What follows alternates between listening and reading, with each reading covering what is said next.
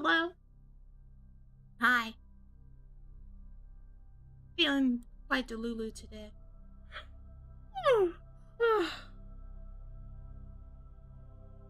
Howdy, chat. Another day. What a clown. What a clown.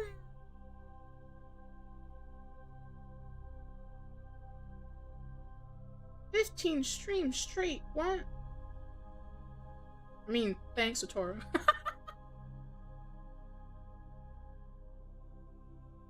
How you doing? I feel a little bit better compared to yesterday. Yesterday sucked.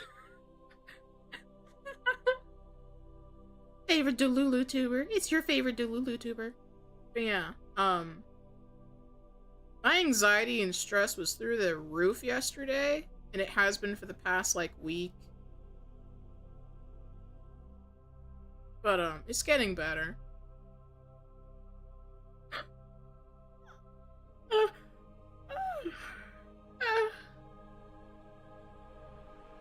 That's some good news? What's the good news?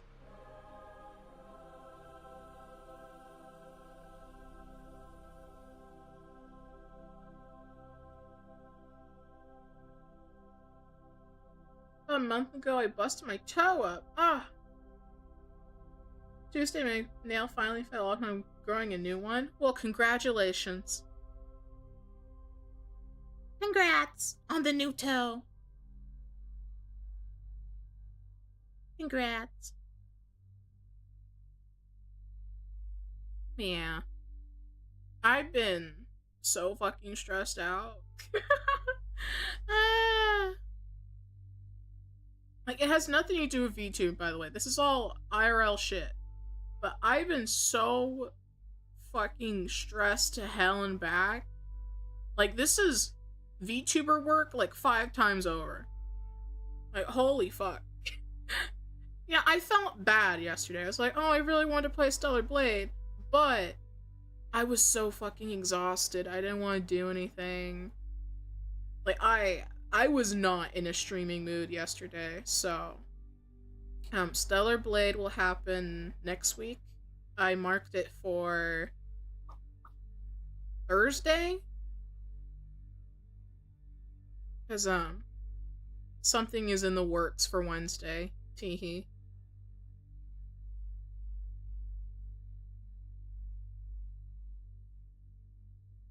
Grass on the new toe, can I have the old one? Lamau.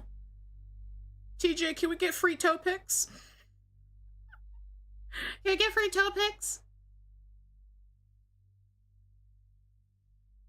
Atari, I have no idea what you just said, but also hi, Atari.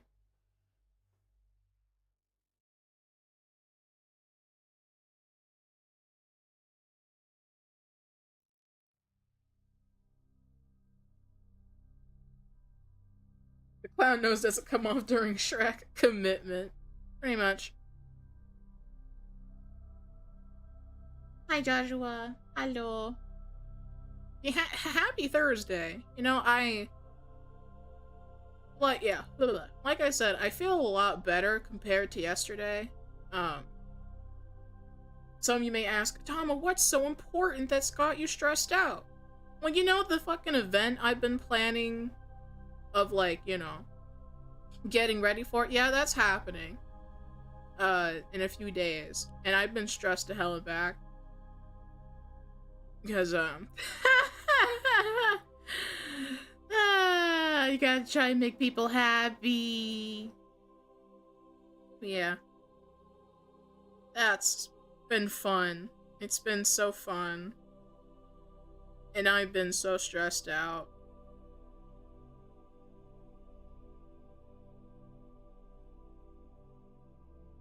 But, you know, perhaps it'll get better. Well, it should, hopefully. What event? It's just, a special event. Very special. I bought a fucking dress, I did my hair. by going all out, you know? It's very important to me.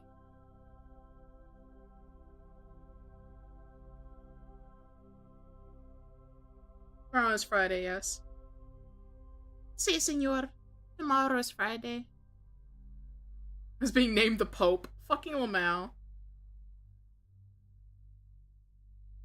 The wedding? It's not a wedding. I'm not going to a wedding. Although that would be really funny if I was. But yeah, no, it's not a wedding. It's not my wedding. It's not someone else's wedding. It's just a very important event to me.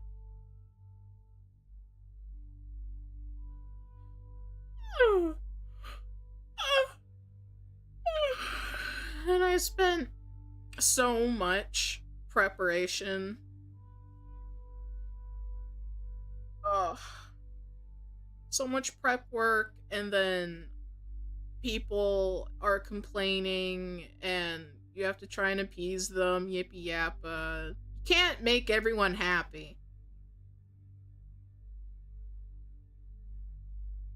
But I think since we're nearing the time for said event, I think everyone's calming the fuck down, actually, which is nice. So I won't be as stressed out anymore, hopefully. I mean, I'll still probably be stressed, like, tomorrow. Trying to get through work. I'm trying to literally just get to the fucking event. I'd literally rather just skip 2 days. But the show must go on. Yeah.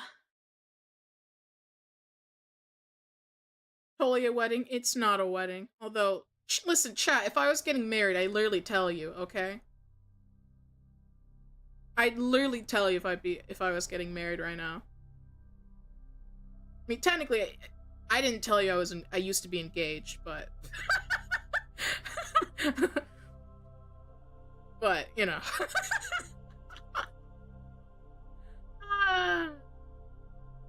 But if I was having such a humongous event, such as a wedding, I'd literally tell you. I'd tell you. Scanning the release papers, Lamau. Does our church finally have a pope, Lamau? Everyone just calls me the Pope now.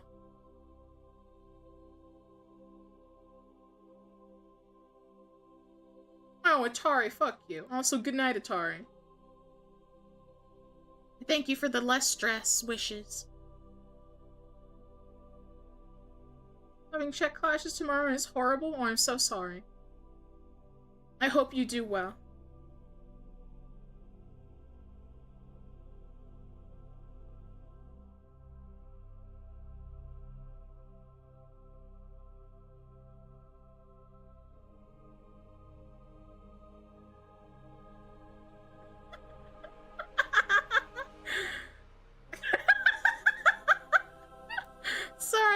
To reply to a message. That was funny. We start calling you the Pope. We start calling the Pope. Yeah, probably. Teacher's menacing. I'm so sorry. I had very few good teachers when I was going to school. But having a really good teacher is quite rare, I think. Most of them are just or they're kind of bad.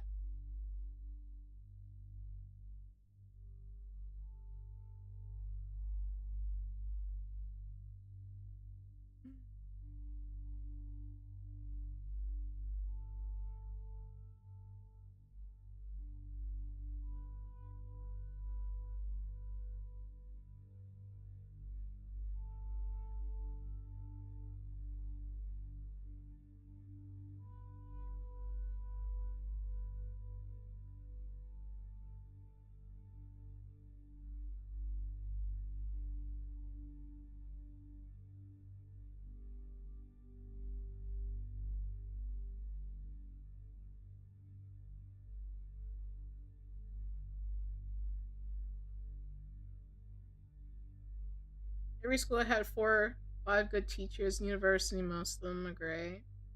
Yeah.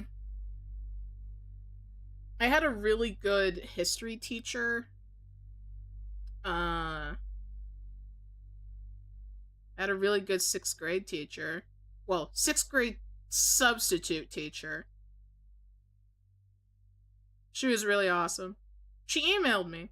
She may watch my streams. I did tell her I'm a VTuber and tried to explain what a VTuber is. So she may be watching me, like, curse everyone out and say nigga. Maybe breaking the fourth wall with her. But it's fine.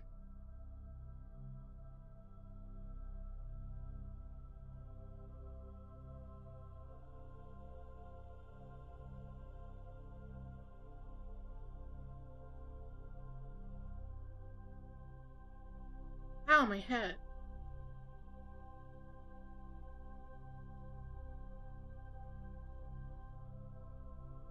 Oh yeah, I should fucking hydrate, Lamau. I've barely been drinking water, also like all week, which also doesn't help.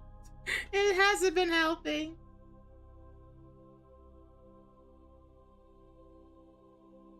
Thank you for the hydrate.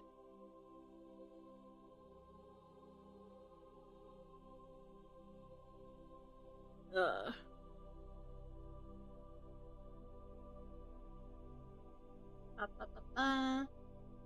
Two good history teachers. Man, they were cool. Yeah. Besides that, I mean, my last 2 years of high school, I had like some pretty cool teachers that some students actually didn't like them. Like, I actually liked some of them. They were like really cool. Then again, I was a teacher's pet. The teachers loved me because I'm quiet and I don't talk and I can have a really mature conversation.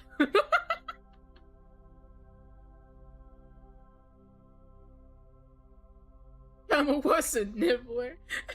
They'll just sit there and be like, what's a nibbler?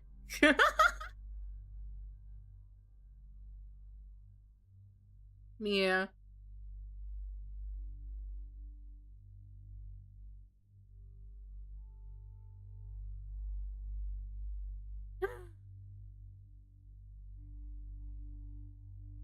You know, it actually does make sense that I was friends with teachers. I didn't have many friends. I didn't have many friends, and unironically, a good chunk of my teachers were pretty cool. So, it kind of made sense. I was a quiet one at school. He'd warn us what day not to go to school. Sure. Sure. Used to being a pet. So, Tora, what the fuck does that mean? Are you trying to say something? Fuck you.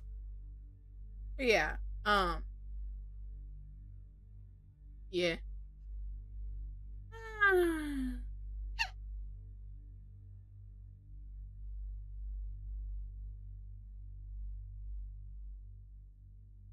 Let's see. Yeah, today's point of the stream, today's subject is not just racism. It's been a week since we finished Dustborn, so we gotta try and blur that out of our minds with all the black girl magic that we saw. So instead, we're gonna look at some Delulu takes, some Delulu people. I've been bookmarking some delusional tweets on Twitter. I mainly just have Twitter stuff, but in kind of in like the same fashion that I did for 2 Sinner's Tides, where we looked at articles and posts and, you know, just discussed them. We'll be doing that. It'll just be me, unless someone really wants to chime in for some reason. We'll just, you know, read these things, read articles. I have 2 articles. I may find more. I actually didn't do... I genuinely kind of forgot to go find some articles. I mean, I bookmarked tweets of crazy articles, but I don't have the articles themselves, but I did find 2. So we have that, but mainly, I just got tweets. And then, later we'll do some, personality quizzes or whatever. To, palate cleanse, I guess. Love Delulu takes. I love Delulu takes! Oh, I'm about to fucking put my hair in a ponytail. Ugh, it's hot in my room, and I hate that.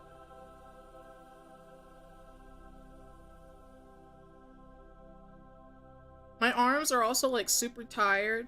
Not because of that. I shaved. I shaved after, a really long time. It fucking is tiring, actually. I forgot why I stopped doing it. I fucking shaved. And it's tiring.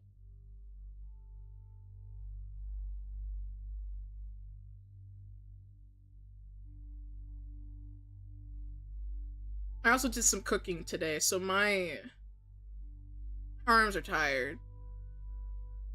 But, yeah. I don't know how long today's stream will be. Because we're mainly just literally looking at, like, stuff online. But, should be fun. Maybe, like, a 2-hour, maybe, depending. Poor Thomas Bia. What are you talking about? What? Farmer Jack, what are you implying? You're saying I don't have strength in my arms? Because I do. Trust me. I do. I am really good in that department. However, I'm tired. I'm still, like, mentally just exhausted. What is Delulu? Delusional. No, you don't shave. Eh. He doesn't care. He doesn't care that much.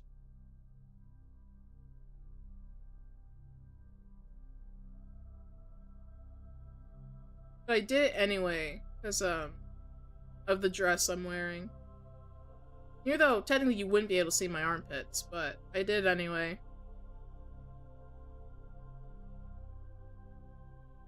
I did it anyway.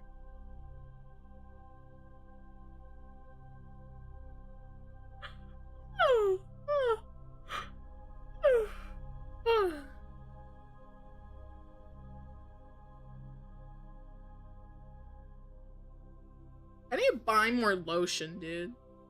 For once, I actually need fucking lotion, and I'm almost out, actually. Which is crazy. I mean, I did find, like, a jar of, like, body lotion, so I got that. But the one I, like, constantly dip in is, like, almost gone, so I probably need to get some more. Have you slept at all? Yes, I've been sleeping. But, the past few days, I've been, like, it takes me a while to fall asleep, and then I'll be asleep for, like, maybe 3 to 4 hours, and then I wake up middle of the night. I always seem to wake up at 4 or 5 a.m. right now, and it takes me a while to go back to sleep, just because of, how stressed I've been. The stress will pass, but... No, I did sleep. I should probably invest in vitamins when, I get my AdSense this month. I've been meaning to buy vitamins, because I'm probably deficient in fucking everything. Unironically.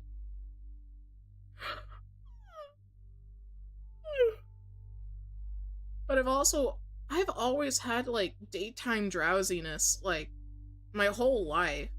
I also just didn't sleep well as a kid, so, I think that, like, fucked me up. That always fucked me up.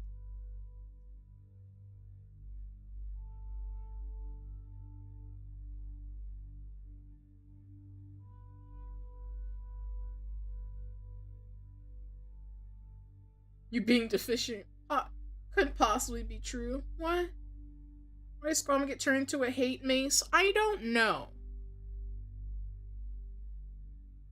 Speaking of Gabby, do you want to explain yourself in the new meme that's circulating around Lucky? You want to tell me why I got turned into a mace? What'd you do to Squama? Why would you do that to her? Squama does everything to protect you, and this is how you treat her? I literally did my nails yesterday and they're already chipping off. Fuck me. Is a creature of the night pretty normal? I mean, I do prefer to, like, do stuff at night, but... I don't know, I've always been, like, just super sleepy no matter what. Well, not, like, super sleepy, but, like, I'll always just yawn. That's why in school I barely talk, because the moment I start trying to talk is when I yawn. And I'm always, like, just tired. That's always been a thing with me. It didn't matter how much sleep I got. I just always yawn when it's daytime.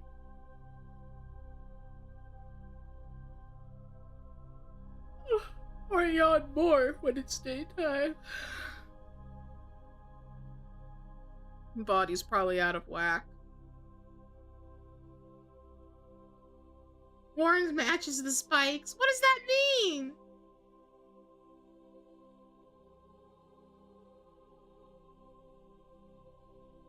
Squama deserves to be punished. No, she doesn't. Squama didn't do anything. Squama's just a little guy.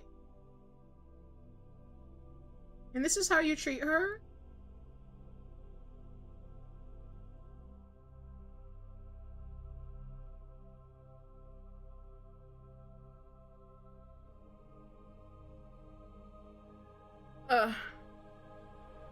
Yeah.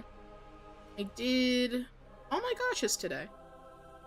Because I also keep forgetting that we went back an hour. I thought we went forward an hour.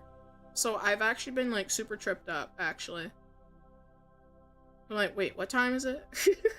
Apparently we went back an hour, so I was able to do my gotchas early. So now, when I end stream, I have nothing to do, really.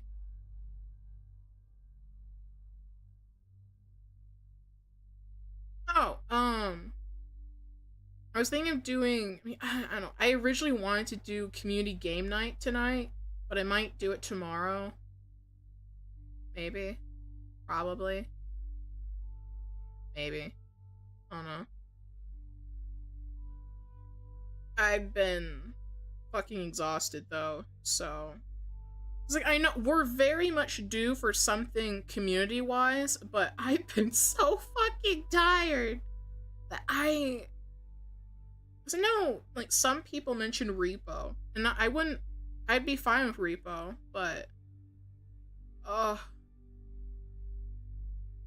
Show Ipu. Unless... It's like, for Sinner's Tide tomorrow, nobody knows what we're doing. Like, I suggested stuff and no one answered, so... Everyone ignored me.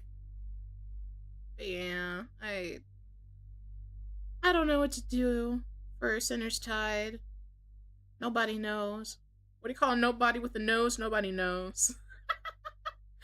I fucking love that meme.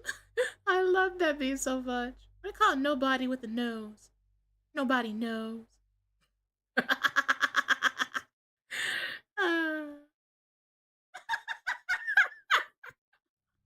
Fucking Lamau stole my joke. Bitch, I said it first! Such a dork and But yeah, I know Atari wanted to play a game, but he didn't say what game. He's been itching for a game on Sinner's Tide, but didn't say which one. And I am not buying any new games right now.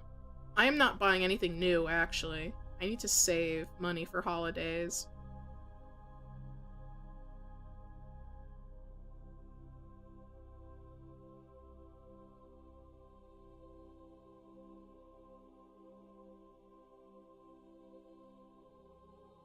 But yeah.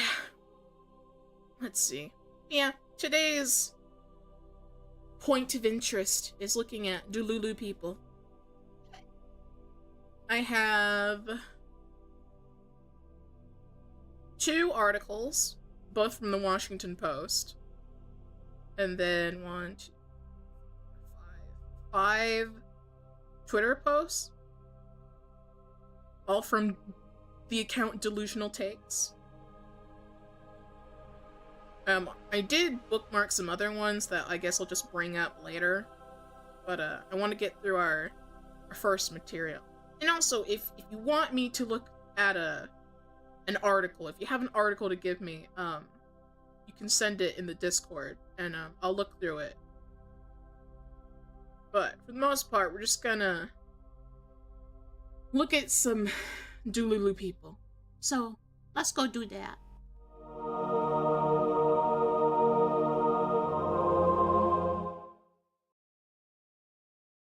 Let me set myself up. Ooh, speaking of model, Mimya finished all my toggles, so she finished my second hair, my halo, and my skirt. I did send the files back for corrections though, but do you want to see a screenshot of the new hair? It's so fucking cute. It's super cute. You got 2 hairs? Yeah. I have long hair and short hair.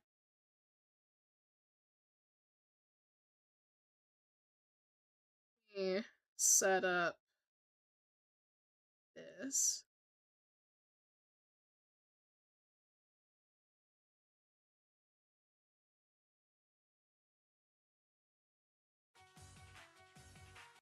Turning on background music, because we're gonna be here a while.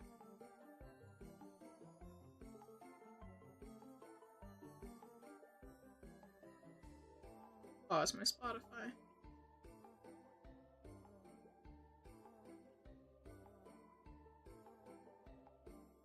Is already cute. Yeah, but her new hairstyle's even cuter.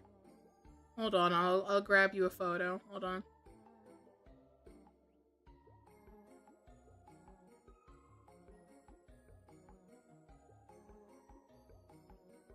It's super fucking cute. There you go. Look! See how cute that is! That's my second hair. It's super fucking cute. Yeah, when the files are all good and error-free, I'll send them to my rigger. But the short hair is super fucking cute. Super adorable.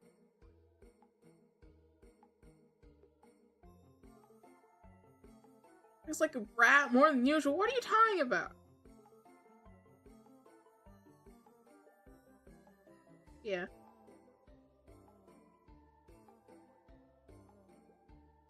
And then, maybe on Twitch I'll have it so, every so often you can change the hair. Whether I have, long or short hair. Probably put a cooldown, maybe, I don't know, like an hour? I don't want to change hair that frequently. But yeah, super cute.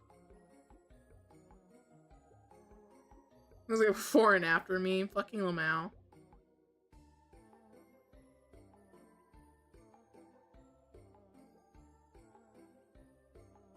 Let me put Vtube Studio over.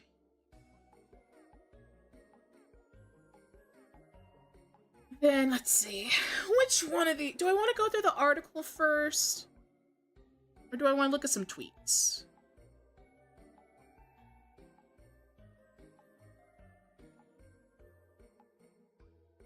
What do you think, chat?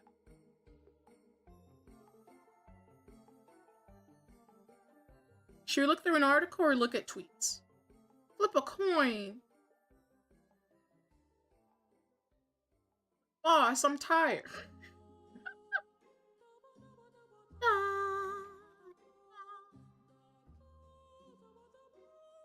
Tweets for the starter? We'll do tweets.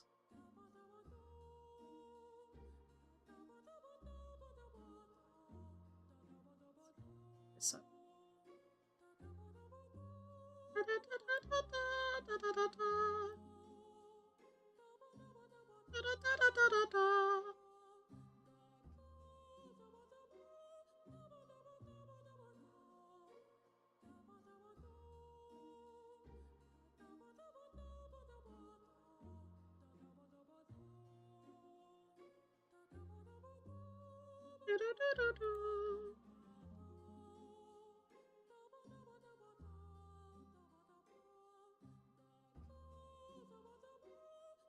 Thank God I never had Twitter. I would be so glad. Be so glad.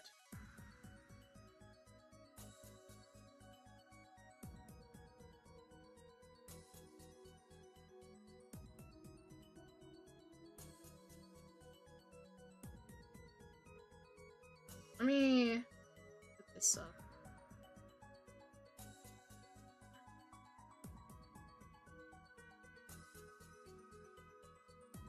That's fine. Doesn't need to be the whole screen. But yeah. We're gonna start with this tweet. Or this Delulu take. Because of course, you know, it's from Reddit. And, you know, just by reading the title, this person is delusional. Quite obviously. Quite obviously, this person is delusional. Let me take a sip of water before we start getting into the craziness.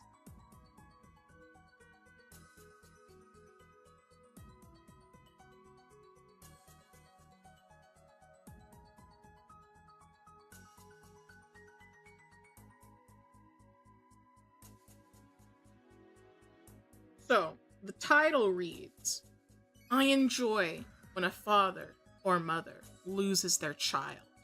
Trigger warning. I don't even want to know what subreddit this was posted to, because probably, my guess would be r/antinatalism. That would probably be my guess. Just based off this person, or maybe confessions, I don't know. This person's delusional. Their post reads, this joy is in no way sexual, but watching parents suffer in their own self-loathing after anything from miscarriage to an accident or even older son/daughter deaths, such as military or illness, really brightens my day. On one hand, I'm sad if the kids are older, 13 plus, because maybe they were cool or had dreams or something. But watching people be so insanely distraught over the loss of their barely human infant is just the best thing to me. I genuinely could not care less for a child, and I don't see their worth in the world whatsoever. And their stupid social media, quote, angel baby posts damn near make me bust laughing at their attention grabbing, especially their howling of what, quote, could have been. Of course, when I interact with a child, I'm nice. Unfortunately, their suffering is collateral damage in my enjoyment. With 391 updates to wherever this was posted on. So you can see the bar. The bar is set in hell. That we're already there. This person's disgusting. This person... Actually, I didn't want to call them a person, but they are sadly an individual with rights, most likely. But, yeah. You can see this person's weird as fuck. And why? Who the fuck? Why would you genuinely make this post? Like, if this person's being so for real, why would you publicly state that the death of kids is enjoyable to you? And then you say, quote, something barely infant and you're crying over it. Bitch, people cry over anything. Do they genuinely see children as something, as a hindrance, as something that should not be cared for? And you shouldn't try and help it grow into a person, into a human being?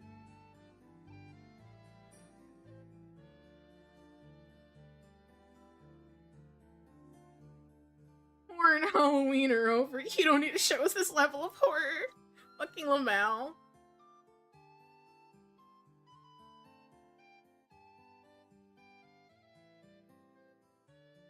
Also, hello, Dia. But this person, like, I have too many questions.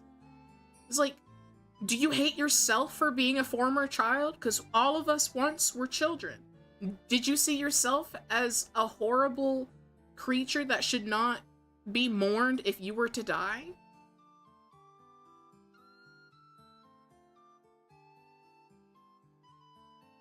It's like, what is your level of empathy here?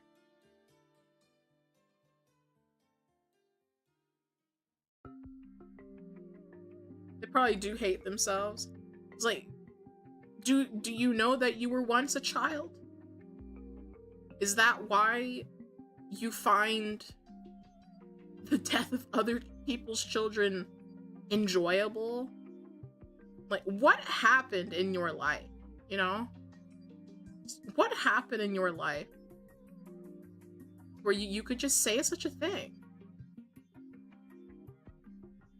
But yeah, that's the bar we're starting with.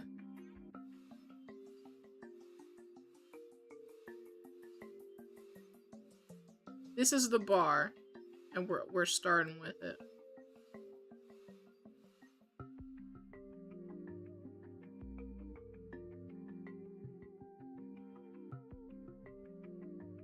The next one, the next Delulu take that I have, let me turn down the music a little bit. The next Delulu take we have is, of course, posted on Twitter itself, of course. You have one poster saying, "I love being a woman, I'm really glad I wasn't born," with the shtick, you know? And then someone replies, "I love being a man."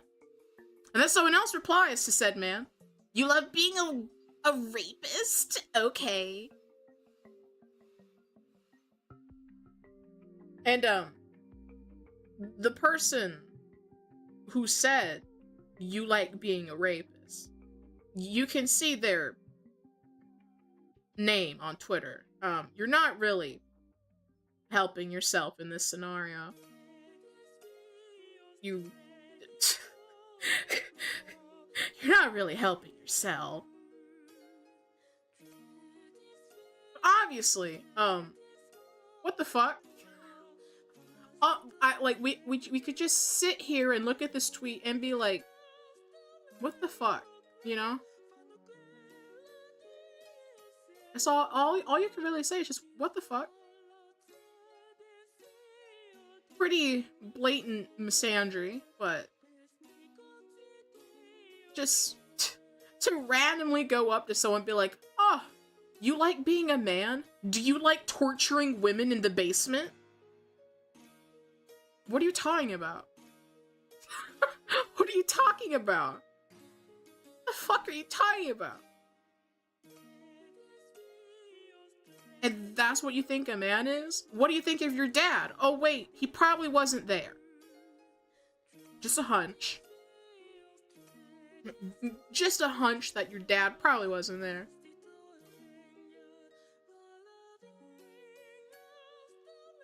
But nowadays, this is sadly quite normal, in the Twitter sphere, at least. This shouldn't be normalized at all. But the bar is set in hell.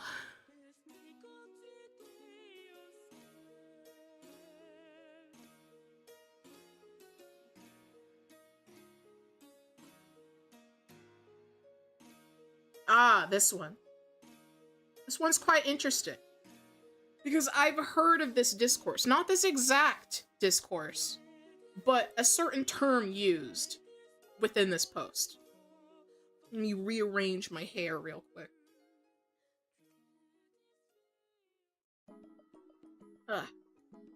Alright. So this post reads, I got called, quote, Jeffrey Epstein by a child because I once dared to say that it is not, quote, grooming for a 21-year-old to have sex with someone in their 30s. Don't you love this website? And then someone replies, sorry to say, but the dude is kinda right. That age range is very much a yellow light. Some are certainly mature enough to engage in sexual intercourse, but this fandom is very different and has standards. Pro tip, if you're in your 30s, don't fool with post-minors. Chat, what the fuck is a post-minor?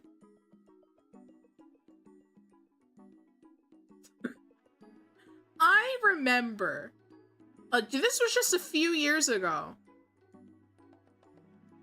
when young adults, because the actual term is young adult, when young adults from 18 to like, what was it, like 24? That's considered a young adult, I'm pretty sure. But instead of using young adult, people were trying to push for the term post-minor because they really just didn't want to take any sense of accountability for anything, saying that, well, I don't know anything, so I'm actually still just a child. So it's like, what the fuck are you talking about? It's like, no, you're taking accountability for your actions. You will take accountability for your actions, and you will like it. You will like it. Because I've seen so many Rev Says Desu videos over the post-minor entire spiel of people being like, well, I'm only 23, so like, I was a child not that long ago, so actually, I can't be held responsible for anything. Like, basically trying to, I'd say that they're trying to infantilize themselves. It's like, no, you're just a young adult. You're still a fucking adult. You have responsibilities, whatever the fuck they are. You can't avoid them because you're young. You cannot avoid your responsibilities just because you're a young adult. So I feel like I've even seen people try and say even 25 is post-minor, even though that's well beyond that's well beyond fucking being a child.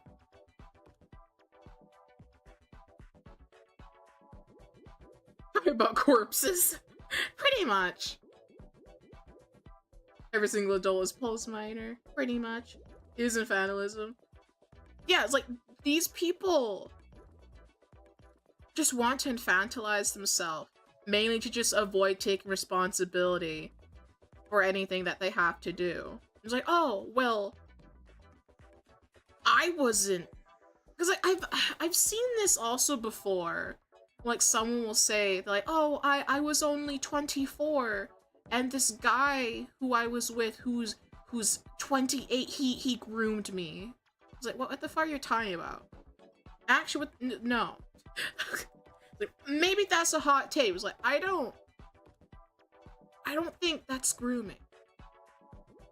It's like, that opens so many questions of what happened. Why would you consider it grooming? It's like, what the fuck are you talking about?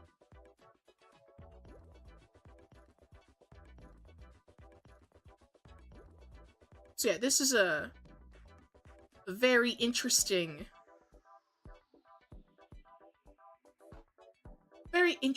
topic.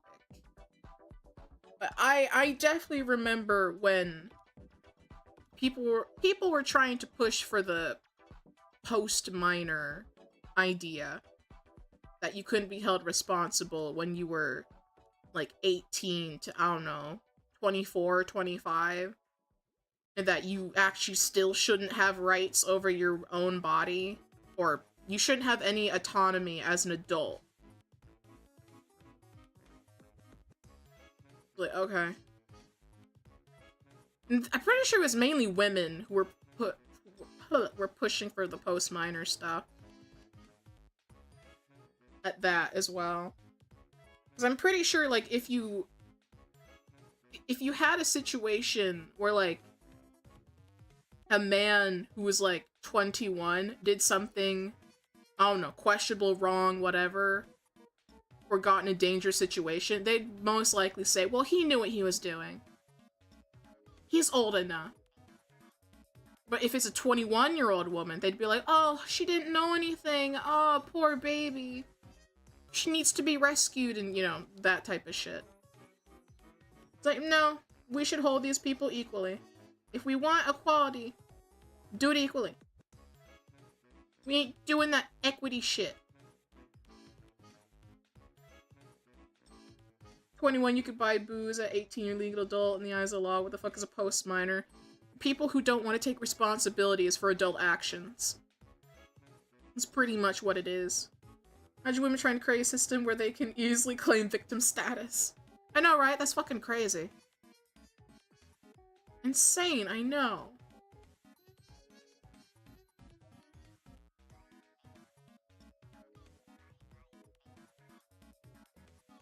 Yeah, it's quite interesting. That was a very interesting find. I'm gonna look through the comments, actually.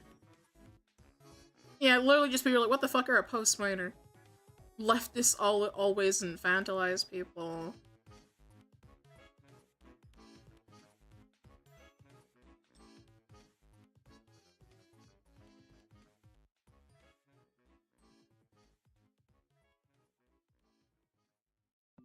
Mental asylums now.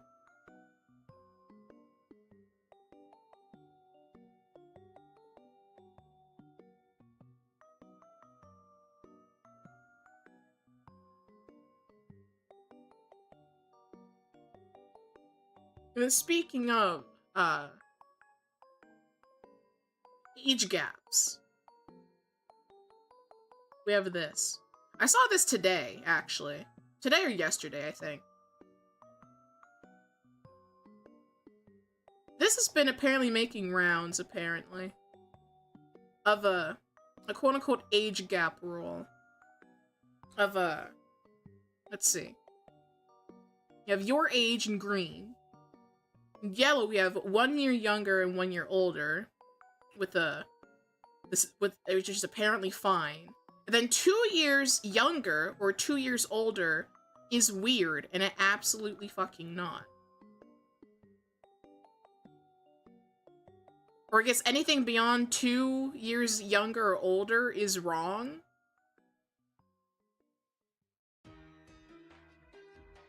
As a hag chaser, I disagree. All I can say is, like, you're actually talking to the wrong person, because I fucking love hags. People my age actually just suck.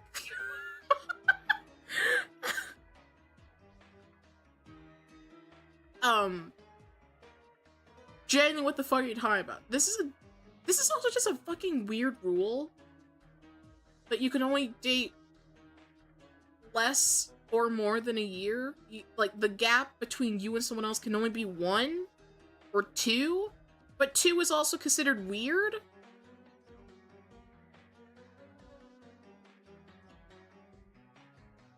Like, who the fuck even made this?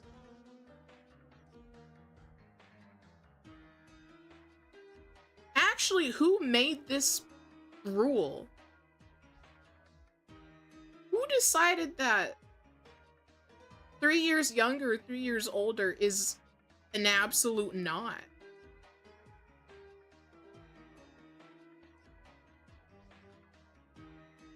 Is messaging me, and why?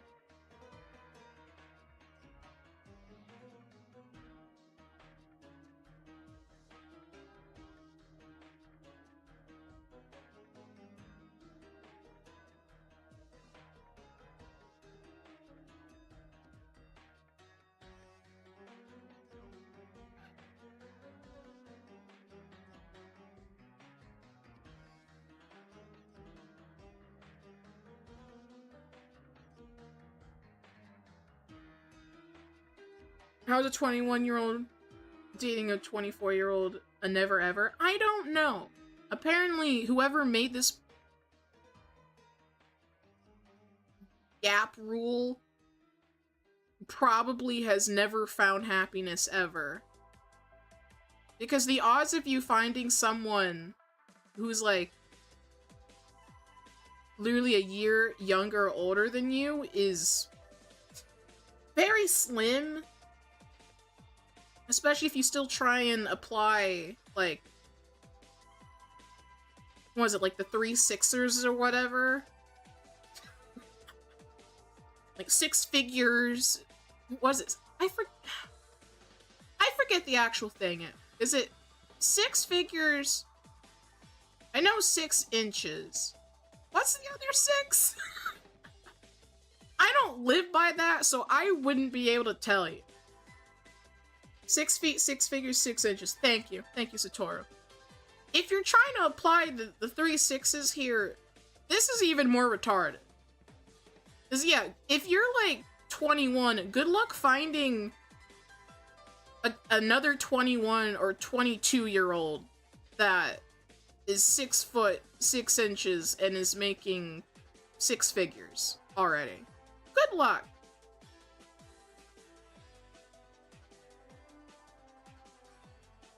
Satoru, you're not 6 feet. Shut up. This rule's so retarded. Absolutely, it's so damn retarded. But, yeah, whoever made this needs help.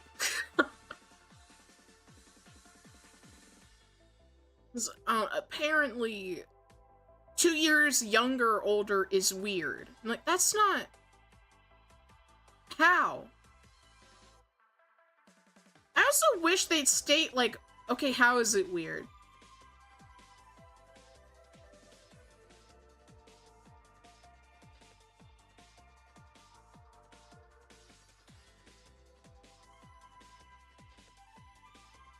I don't know. But I can already just disagree with this entire age gap rule because I'm a hag chaser. I enjoy my hags. I have not cared about age gap in the slightest. I literally don't care.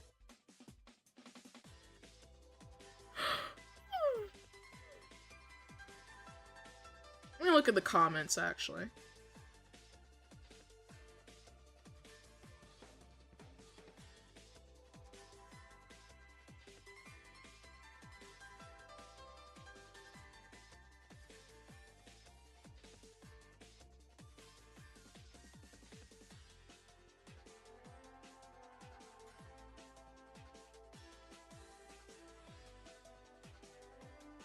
You can definitely find, like, an age gap odd, but it's not illegal.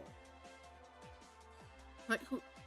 As long as, you know, they're fine, who gives a shit?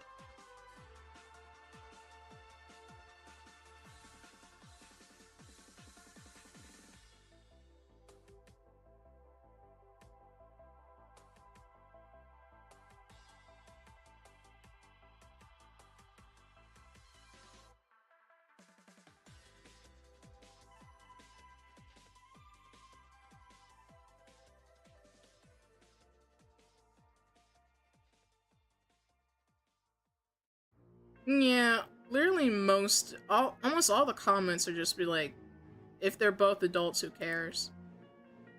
Which is usually, that is also my thought process, is like, if you're both legal adults, I do not care. Sure, you can find something concerning, but I don't care. How tall are you?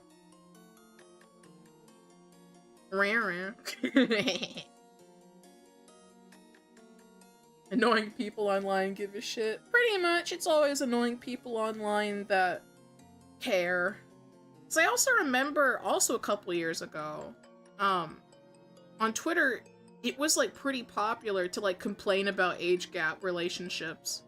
Even if it was like 5 years, 7 years, even 10 years. Which, like, honestly, a 10-year age gap is not that big a deal. It really isn't, to be honest. At least to me. It's not. Who gives a shit? I never gave a shit.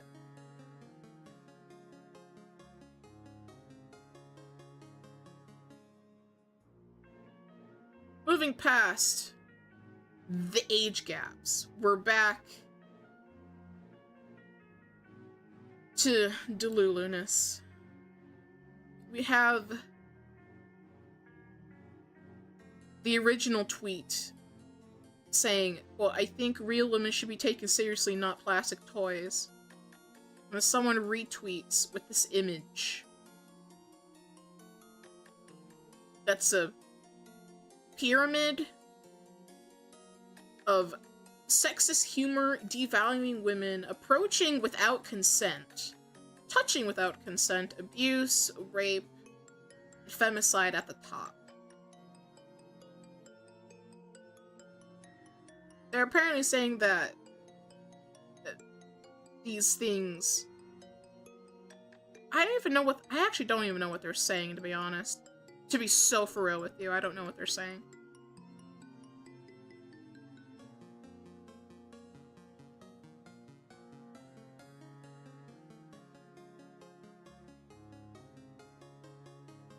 On the side, they have unfortunately nothing can be done, and then on femicide they have why didn't anyone do anything?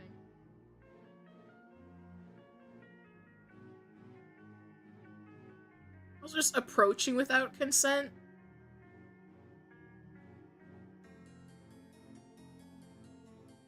In what context? Because, like, if you have, like, a job where you need to be social and interact with customers, do you take that as bad? Because, like, yeah, people are gonna walk up to you without consent. They likely have a question. I don't know. I found this peculiar. Women. Women.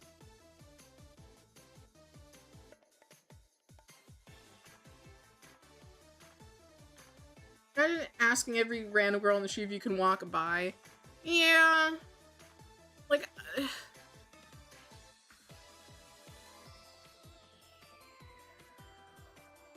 like, I kinda understand what they're saying, but I also don't. Because, like, realistically, what is approaching without consent? Because, like I said, like, if you work a job where you need to be social and interact with customers, do you consider that approaching without consent? And also, what accounts to devaluing women?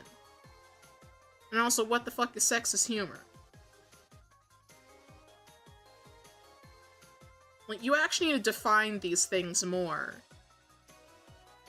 Because what do you consider the bottom three, really?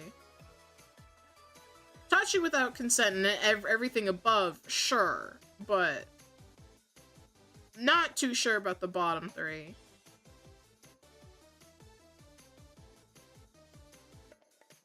Right, we need consent to be near a woman. What if I'm in line at McDonald's? Like, do I need consent to stand behind you? Apparently. Yeah, it's quite peculiar.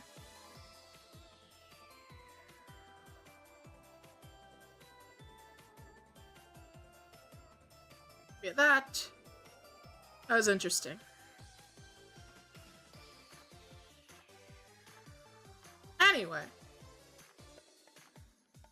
I need to let my dog out soon. But, let me see, how long is this article? Ah, fuck. It's long.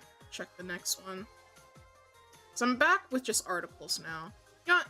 Fuck it. I'm gonna let my dog out first. It's more important. I will be right back. It's time for the pupper to go outside. And I should probably get some more water, so I'll BRB.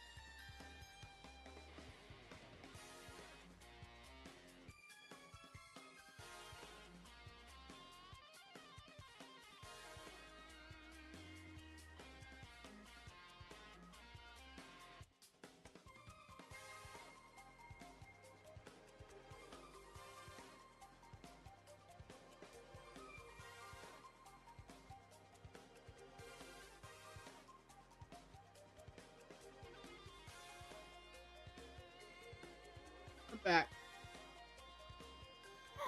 My castle! Fuck you. Hello, Solomon.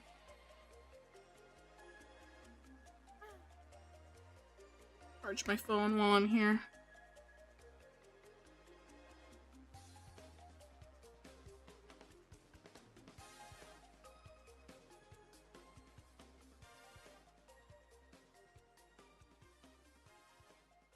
Shots.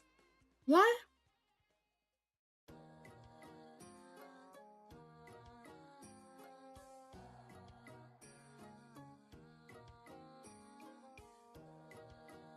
Alrighty.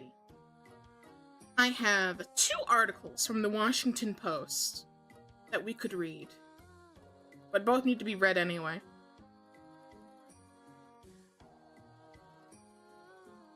We have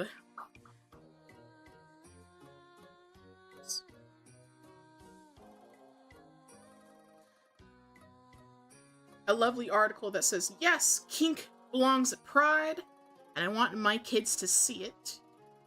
Or, white liberals dumb themselves down to speak to black people, a new study finds. It's kind of funny. Tell me all the white people I work with have been dumbing themselves down to talk to me. Tell Solomon I said, fuck you, you suck. No. So are you just gonna let Satoru get away with that? Don't let him get away with that. You should beat his ass. Sorry I've been away, what's good in the hood? We're reading Delulu Takes. We read through several crazy Twitter posts. And my head already hurts, so...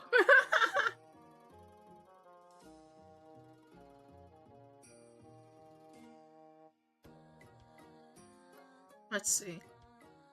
Is Mizu and Atari are dumber now? Lol.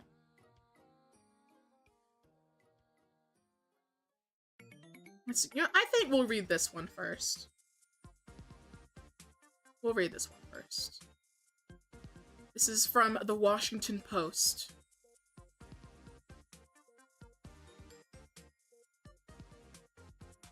Let's see. You have recently joined a book club.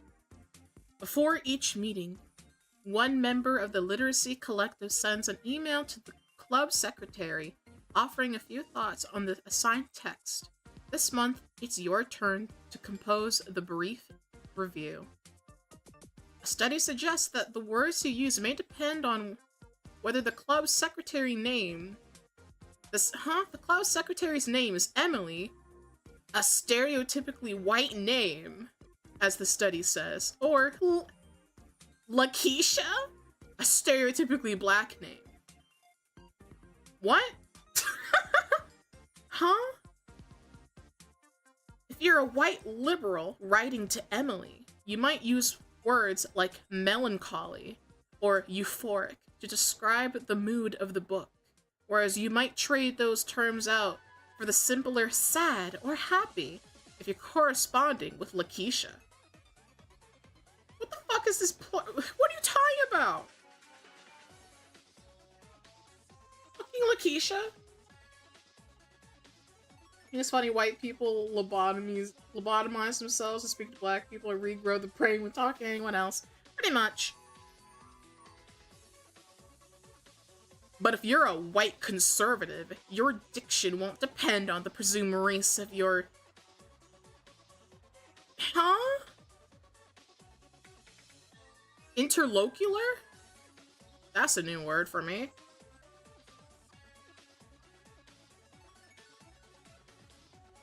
This racial and political disparity is among the discoveries made by a pair of social psychologists in a paper forthcoming in the journal Personality and Social Psychology, a peer-reviewed scientific journal published by the American Psychological Association.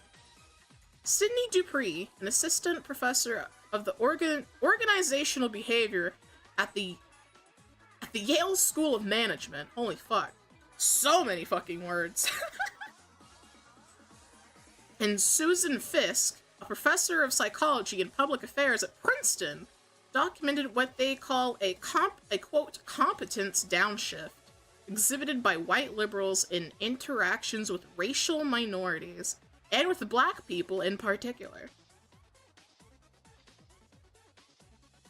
Link this in chat. I'll link it in the Discord. In the live channel. Because this is relevant.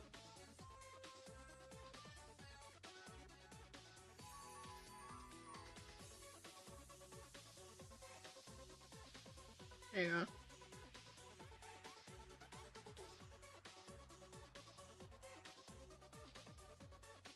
Reminds me of the New York politician saying Brooklyn people aren't educated enough to know what a notebook is.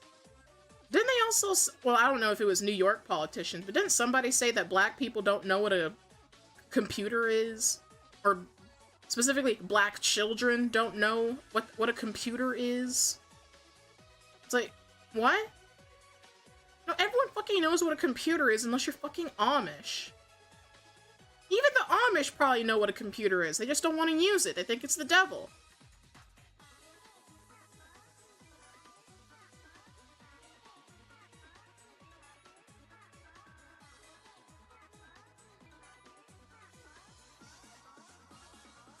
Check your whisper? I don't have that open right now.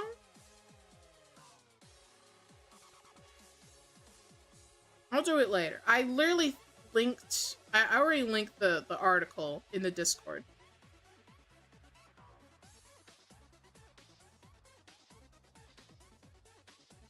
Let's see. The findings, based on what the authors stress is, quote, preliminary evidence, raise difficult questions about aspirations for a so-called post-racial society. The results reveal how subtle forms of discrimination may coincide with progress toward equal treatment, or what the paper identifies as, quote, a significant reduction in the expression of explicit prejudice and endorsement of negative stereotypes. What the fuck are you talking about?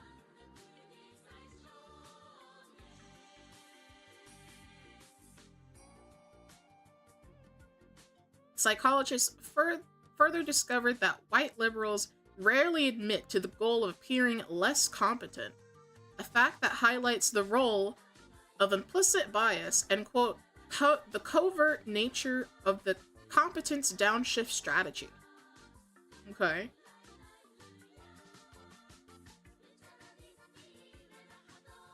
White liberals may unwittingly draw on negative stereotypes, dumbing themselves down in a likely well-meaning, folksy, but ultimately patronizing attempt to connect with the outgroup, argues the paper, titled Self-Presentation in Interracial Settings, a competence downshift by white liberals.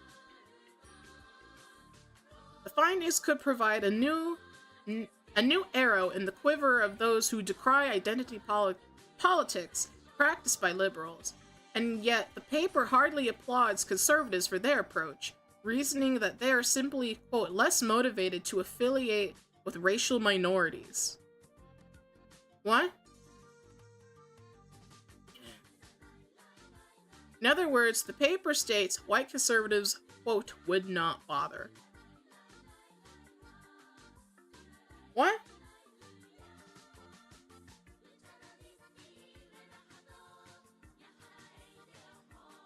So you're saying that white conservatives don't want to talk to minorities?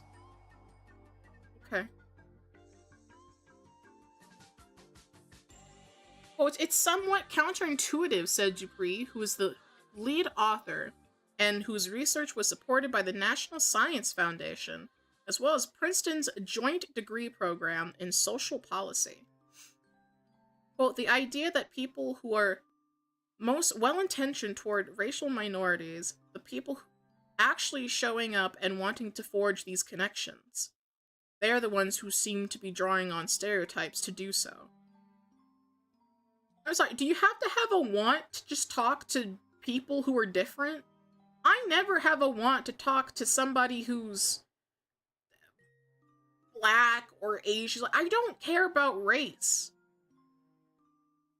Who the fuck is actually just, like, making an effort to talk to people who are different?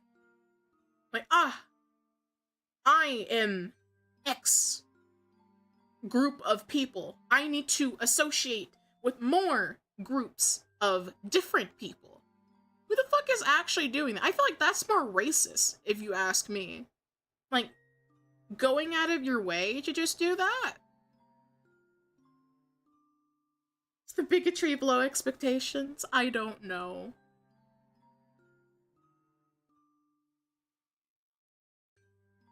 But genuinely, who is just like, actually, what white person is just like, I'm white. I need to talk to that Black person over there. I need to talk to that Korean man over there.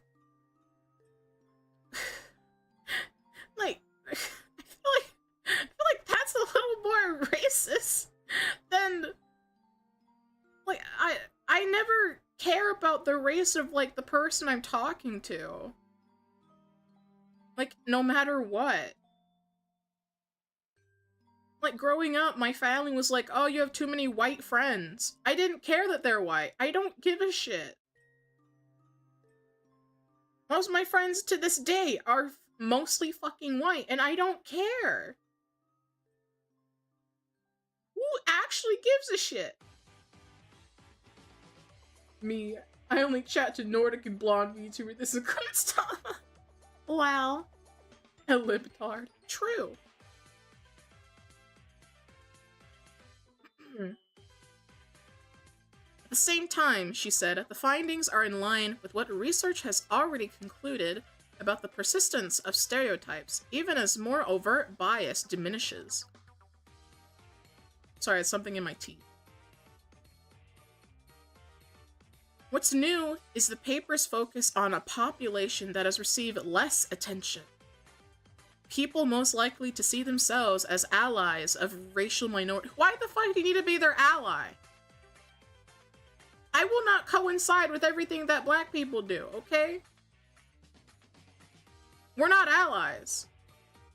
It's called I'm an individual, I am me, you are you. We do our own thing.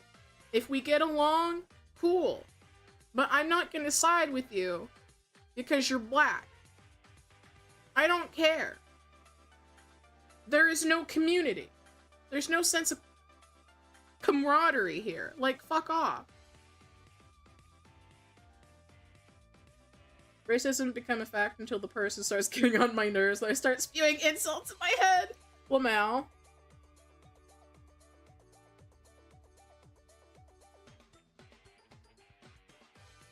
Let's see.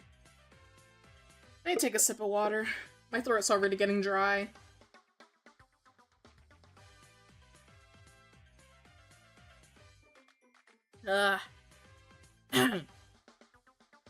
White liberals, she said, may not endorse stereotypes painting Black people, quote, as lower status and less competent, as the paper notes. But they're nevertheless aware of these ideas, she explained. Quote, and they may be using them to try and get along in a setting that we know is tricky, navigating an interaction with someone who's different than you. They're not different.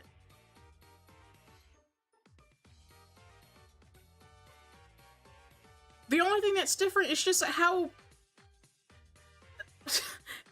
saturized your fucking skin is. Who the fuck cares? It's pigment. It's the only thing really different. Everyone's a fucking human. This shit gets on my nerves, man. Boss, I'm tired. I'm so tired, boss.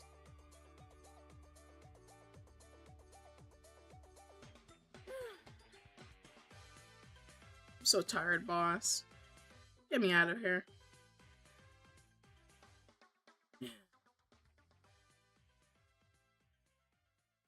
it may be ingratation thing, the paper suggests, since studies show that white liberals are concerned about appearing racist, as Dupree said. In their role as, quote, impression managers, white liberals may even take on the negative stereotypes they harbor toward people of other races in an effort, as the paper puts it, to get on their level. Crazy. Really, that changes how big the dick is. Lol.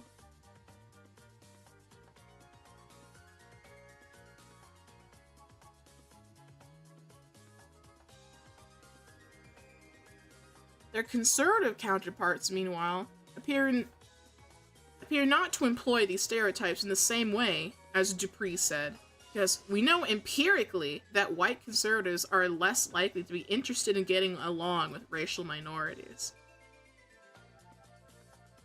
To my white conservatives in chat, is this true?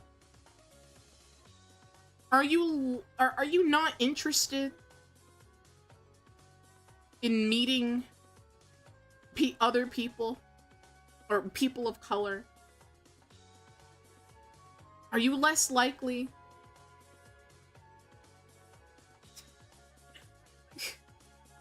I feel like they just like assumed that, you know?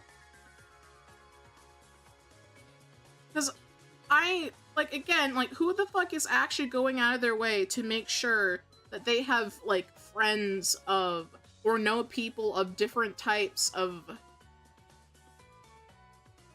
color, or ethnicity, or origin?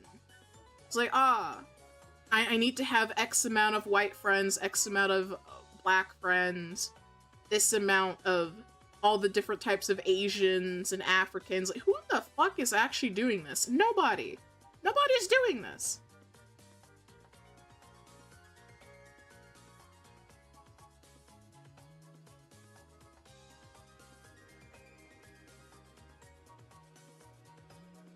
What are you reading? A wonderful article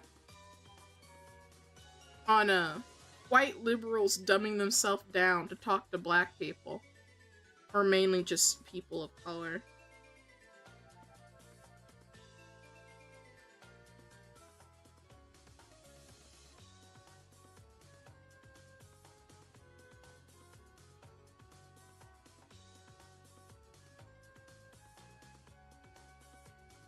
The BBB. Fucking Lamau. I'm interested in meeting people who share the same interests. Exactly. It's like, I care more about interests than the color of the person.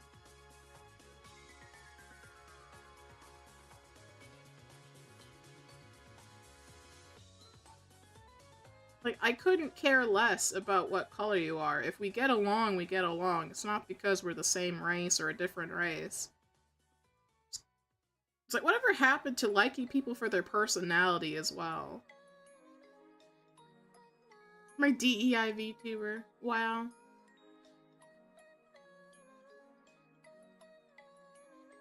See how it is.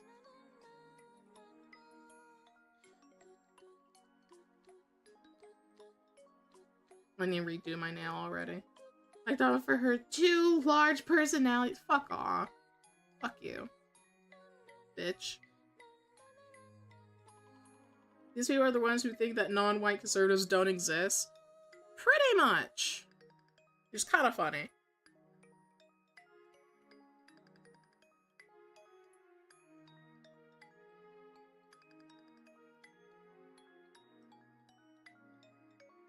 Let's see, I was somewhere within this article. I think it was this one. This became starkly evident to the behavioral psychologist when she turned to political campaign speeches. For the first of several studies conducted to test whether political ideology shaped how white people presented themselves on scales of competence and warmth, depending on the race of their audience.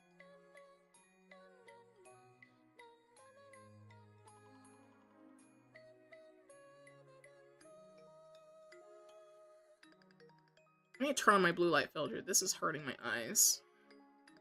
My eyes are really sensitive right now.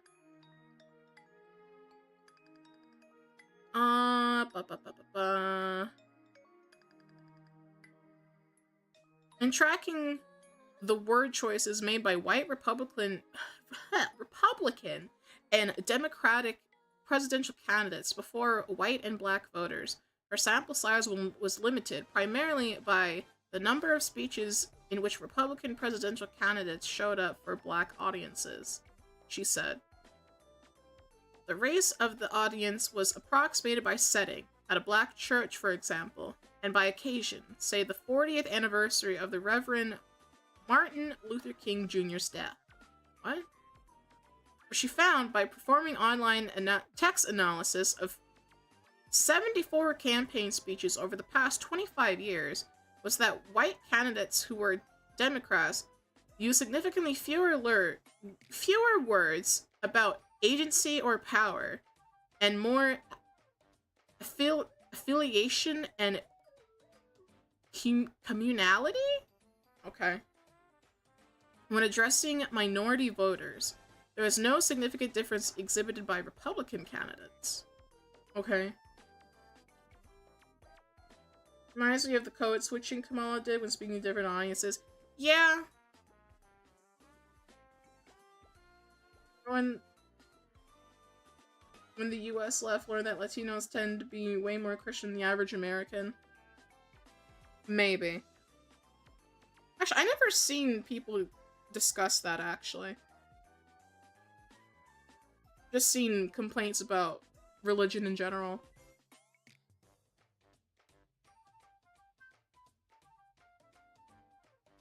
I'm so mad that my fucking nail polish is peeling off already. And touch up on some of my nails.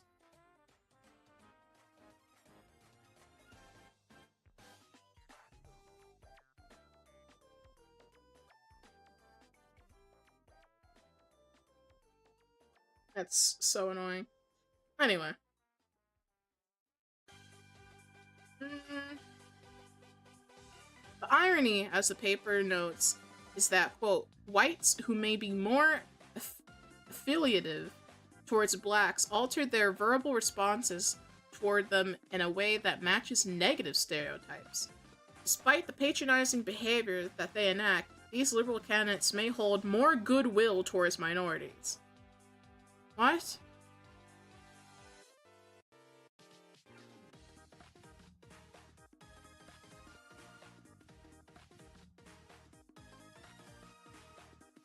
Okay. Voice keeps, like, having issues right now.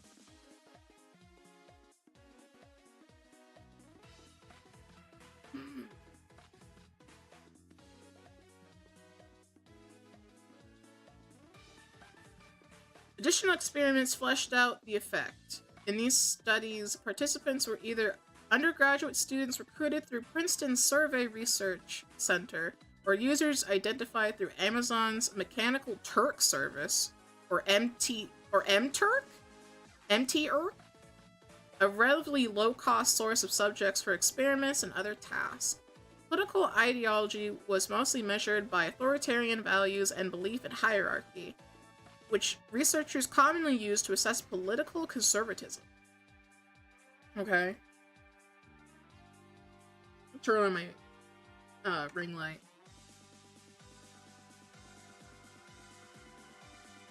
This text is actually hurting my eyes right now.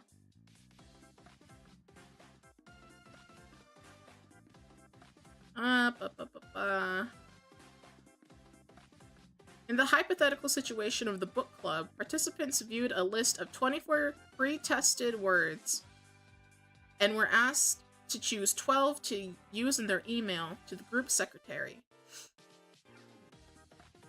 My fucking throat keeps getting nasally. I don't know.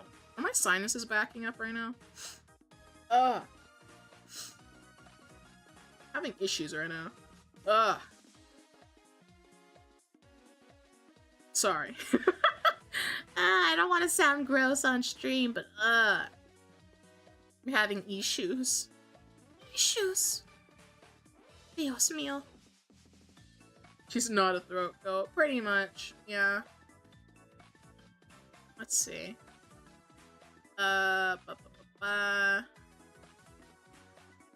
Literal participants included words that would make them appear significantly less competent with a black interaction partner than with a white one, the study found. While conservative participants presented themselves as equally competent with a black and white partner. A related scenario in which participants chose personality traits for themselves in an introductory email provided the weakest evidence of a competence downgrade. But the author's reason could have been a product of less competence-focused tasks. Okay.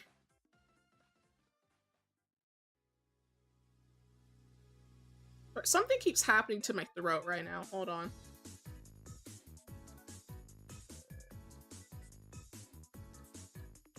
Maybe, it genuinely may be I haven't talked this much in a while. It could be that. Unless my head's starting to hurt right now. So this will probably be a short stream. I mean, I only had 2 articles anyway. We'll do this and then the second article. And that'd be yap all the time. But it's like, it's Thursday. I had a short Wednesday, no. I had a short Tuesday stream because I think I crashed out. I either crashed out or it was just getting late. I think I didn't feel well. And then yesterday, which was supposed to be Wednesday, Stellar Blade, I wasn't feeling well mentally at all. Like, my headspace was elsewhere.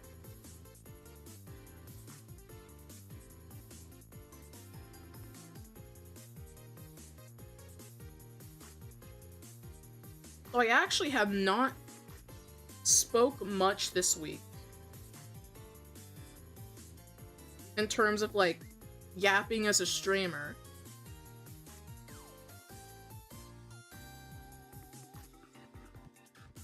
Actually have not spoke that much.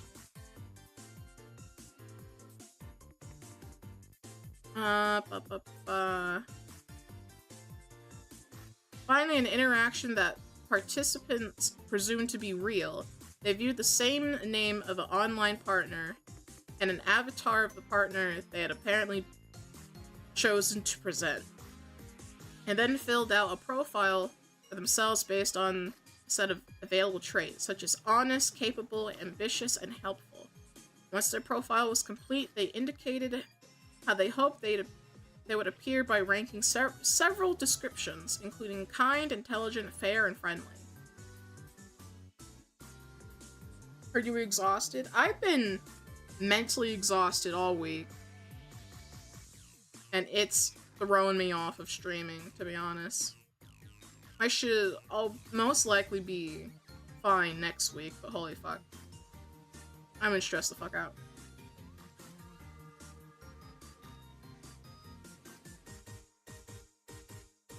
Oh, this article's long.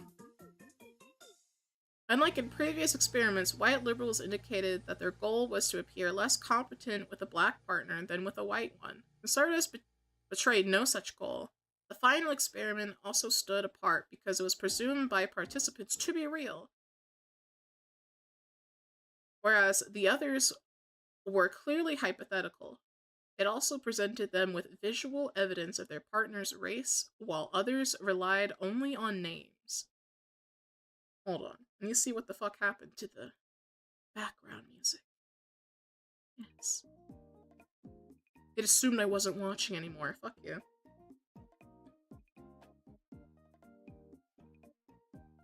Yeah. My throat. My voice keeps dying right now. I'm actually not used to talking this much.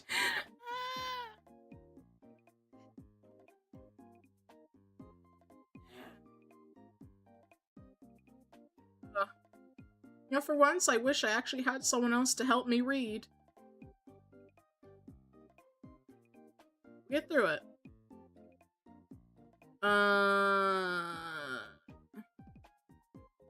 Across the studies, the paper concludes liberals' competence downshifts is a subtle but consistent effect. At the same time, it acknowledges the difficulties of tracking subtle shifts in self-presentation and calls for additional research that goes beyond online interactions. It says that future studies should strive for larger sample sizes. How you're a streamer, though? Yes. But I don't do any vocal training. I don't do any vocal warm-ups. Also been super tired all week.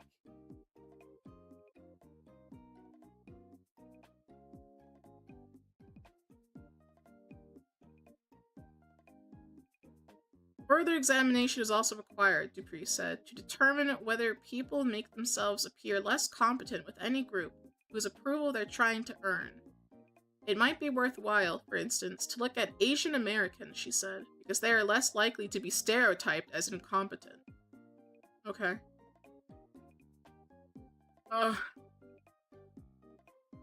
Studies controlled for the gender of speakers, but not of their audience, Dupree said, meaning that there could be an additional difference, for example, someone who's speaking to a black man or a black woman. The data doesn't point to conclusions about whether the competence downshift is effective in smoothing fraught interactions. As the paper observes, the behavioral difference is subtle, and Dupree said it's possible that racial minorities don't necessarily pick up on the shift. Okay. Hola, hello, hi.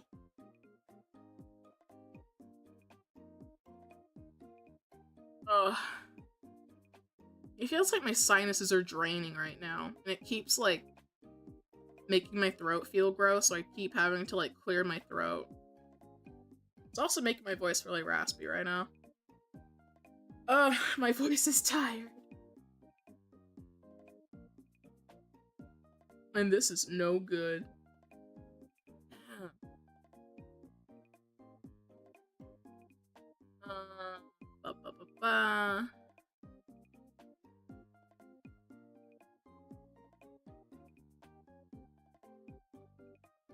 At the same time, she said, research shows that racial minorities are more concerned about being respected than about being liked.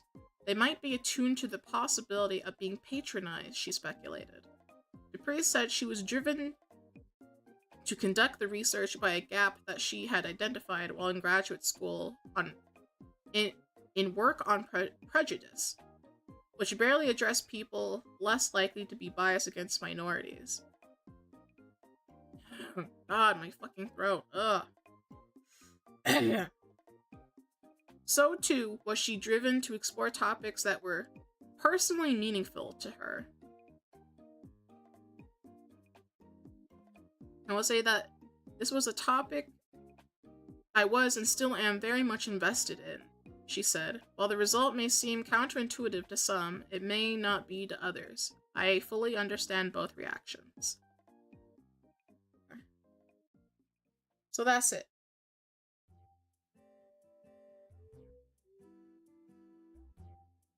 I mean, technically, the article is correct that white liberals absolutely do downplay themselves when speaking to black people. Or just speaking to anybody who they think stereotypically doesn't understand. Technically, this article is correct. It's also just a dumb fucking study. It's like, bitch, money went into this. Time went into this.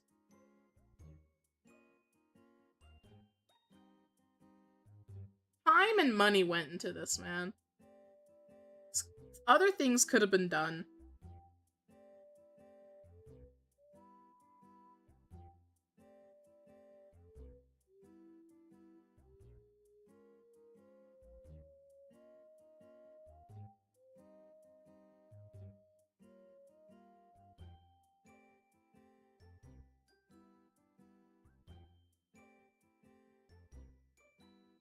Yes. Let me...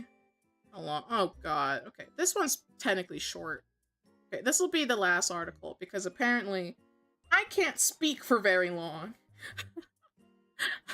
I can't speak for fucking very long because my voice is already just tired already, sadly. But this is the last article that we have, because I only had 2. Let's see. We have another post, or another article from the Washington Post. It says, yes, kink belongs at Pride, and I want my children to see it. Children need to know that they can make their own ways in the world. I'll already tell you that as someone who is fruity, partially fruity, I am bisexual or pansexual, however you want to call it. No. Just no. No. just no. Just don't. Don't do it. No. I don't even, I'm gonna hit you with the interesting take. I don't think kids should be at Pride. I think Pride should be adults only. Because for a lot of people, Pride and their kinks, whatever their kinks may be, typically go hand in hand. Thank you for the head pat. Also, thank you for the hydrate. I will hydrate.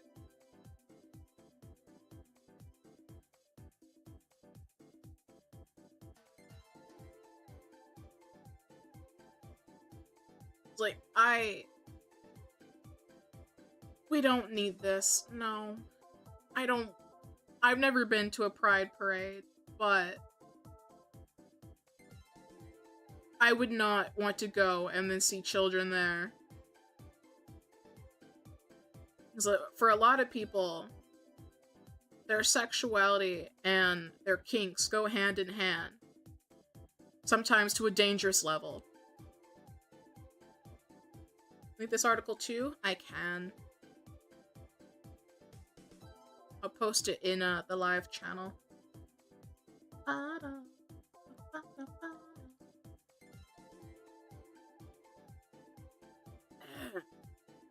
Please, no more hot dogs. Pretty much.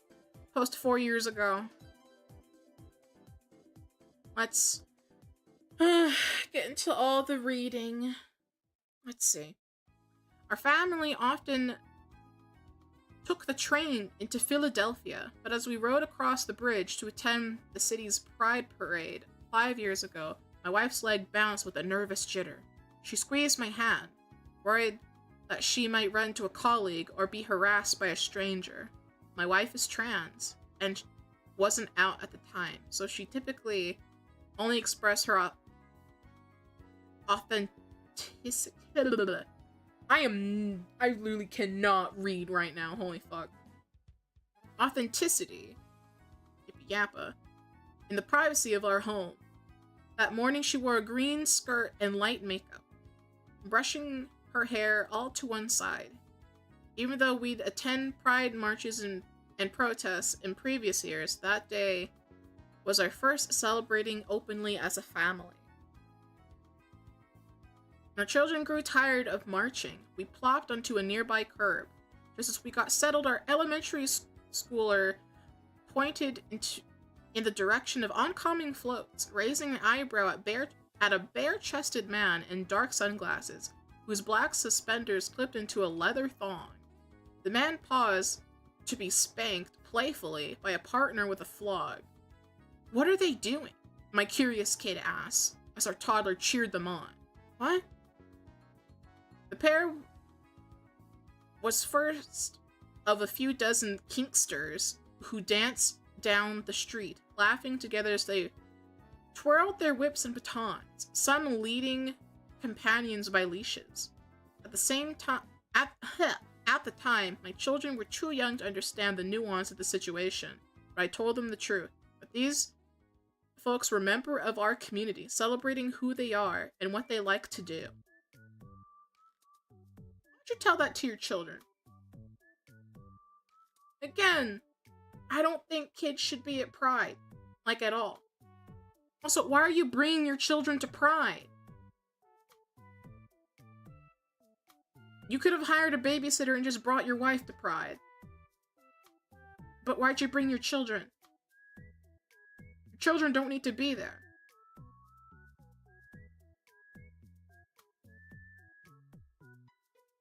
kink community has participated in Pride since its inception, risking their jobs and safety to be authentically themselves in public. Still, every year as Pride Month approaches, a debate erupts about whether kink belongs at Pride at all. Those hoping to out kinksters often cite the presence of children as their top concern. That was pointedly the case this year when Twitter users argue that kink at Pride is a highly sexualized experience that children should be shielded from. Thousands of users supported these posts, claiming that kink at Pride crosses a line because minors also attend events. I agree that Pride should be a welcoming space for children and teens, but policing how others show up doesn't protect or uplift young people. What? Shouldn't kids be at home and play with toys or touch grass somewhere in a playground? Yes. I don't know why you'd bring your kids to Pride Parade.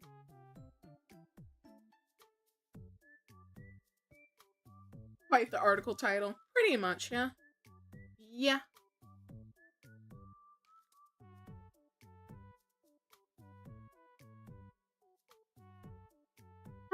Let's see.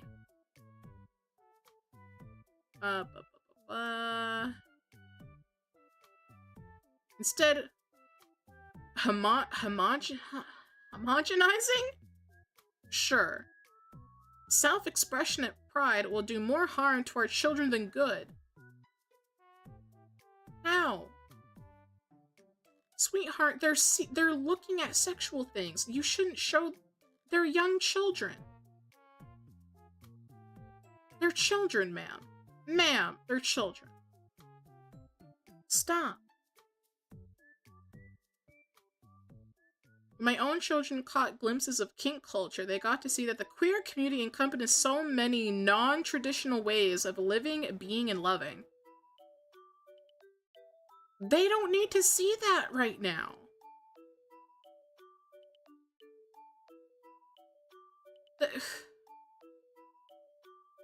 Oh, God. Push for LGBTQ equality began long before Stonewall. As much as I want them to spend time in queer spaces so that they can be families, they can be with families like their own, I also want them to know that they shouldn't limit their understanding of what relationships or expression it looked like to whatever's most familiar. I want them to see that they can make their own ways in the world. I know they'll be supported and celebrated by their community. If we want our children to learn and grow from the experiences at Pride, we should hope that they'll encounter kink when they attend. How else will they learn about the scope and vitality of queer life? When they're age appropriate. When they're adults.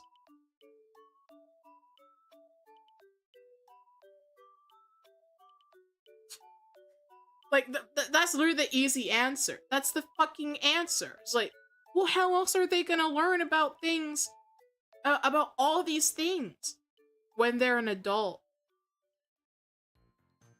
That's when they can learn. Like, holy fuck. What the fuck? Anti-kink advocates tend to manipulate language about safety and privacy by asserting that attendees are non-consensually exposed to overt displays of sexuality. I mean, they are. This most outrageous claim is that innocent bystanders are forced to participate in kink by sharing space with the kink community. As that the presence of kink at Pride is a perverse exhibition that kinksters pursue for their own gratification. I mean, technically, yeah, because no one told you to do that. You could literally go to Pride and hold up a sign that says, I love my kinks, and be dressed appropriately for a public space.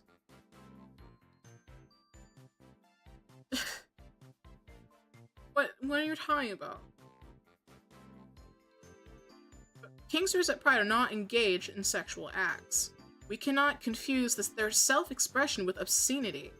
You literally said that your children saw a man in, like, just basically suspenders and a thong get slapped on the ass. I'd say that's sexual, you know? That is quite obscene, especially for a child. You literally said that. Like, they're not engaging in sexual acts. Yes, they are. You said so yourself at the beginning of the article. Co-opting the language of sexual autonomy only serves to bury the truth that muddies the seriousness of other conversations about consent. What? If this sounds all familiar, it's because anti-kink rhetoric echoes the same socialized disgust people have projected onto other queer people when they claim that our love is not appropriate for public spaces.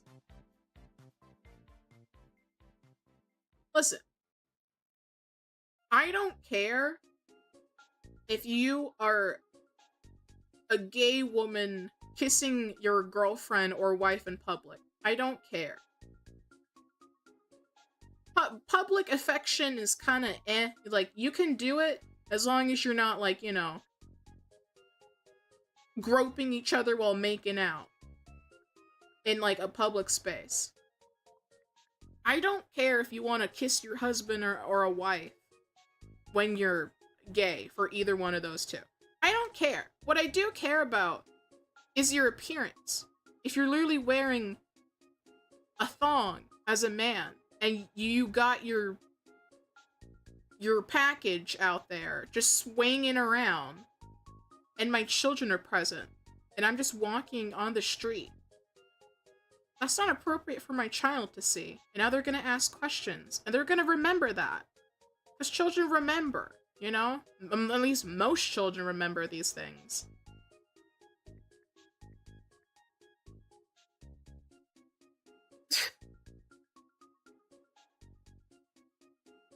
Notice how they treat their kinks like rights? Kinks are not rights.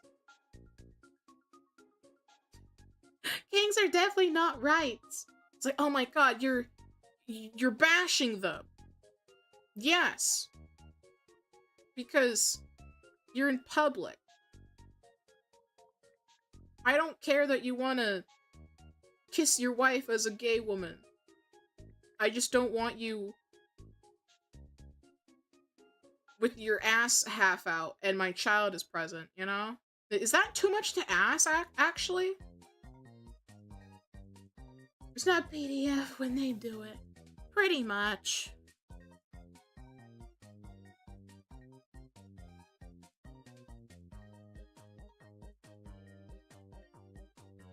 Let's see. Forget where I stopped. I had my mouse on it, then I moved it. Familiar, yippee yappa. Ah, here it is. It's a sentiment that tolerates queerness only if it stays within parameters. Yes, because it fucking should be in parameters! Listen, again! I have no problem with being fruity. I, myself, am quite fruity, despite having a loving boyfriend. You should absolutely have parameters. There are parameters when you're around children and in public. That is not bashing you. That's not telling you that you can't be yourself. That means you need to change for the sake of other people. So that everyone can be fucking comfortable. Like, holy shit. Holy fuck, dude. That is not too hard to understand. That shouldn't be a big thing to ask for. Like, hey, I don't care if you want to just, like, you know, wear nothing but an apron at home. Sure. But when you're going out in public, at least, you know, put a crop top and some shorts on, at least. Like, cover yourself up a little more, you know? I don't care if you like to sleep naked. I mean, I do kind of care, but I don't care if you sleep naked in your own bed. But what you're not gonna do is walk naked in the grocery store.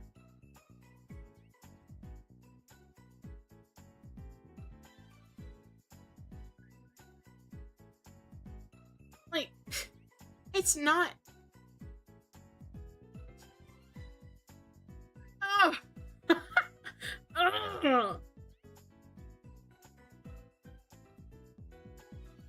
That's the point, is to desensitize children? Yeah, probably. Get to see you barefoot, you would call yourself fruity. Listen, I've dated like one girl, maybe two, maybe. Both were crazy, but we're moving on. It's like it's like, again, there is such thing as too much for the public. Like, I don't care if you're a husband and you want to, like, you know, give so many smooches to your wife. That's fine. But don't grope your wife in public, you know? You know, if she likes being groped, do that at home. Like, you're not gonna go in public and start groping your wife. Because that's it's not appropriate for the public, you know? I feel like, yes, you should absolutely fucking have parameters. Like, holy shit. I don't think that's a bogus thing to have.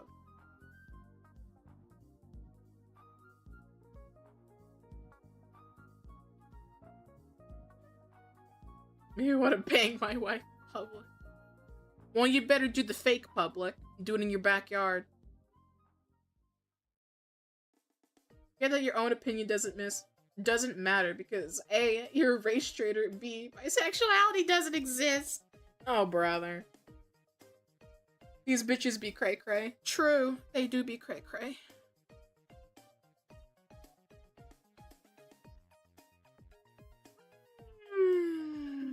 Let's see, where was I?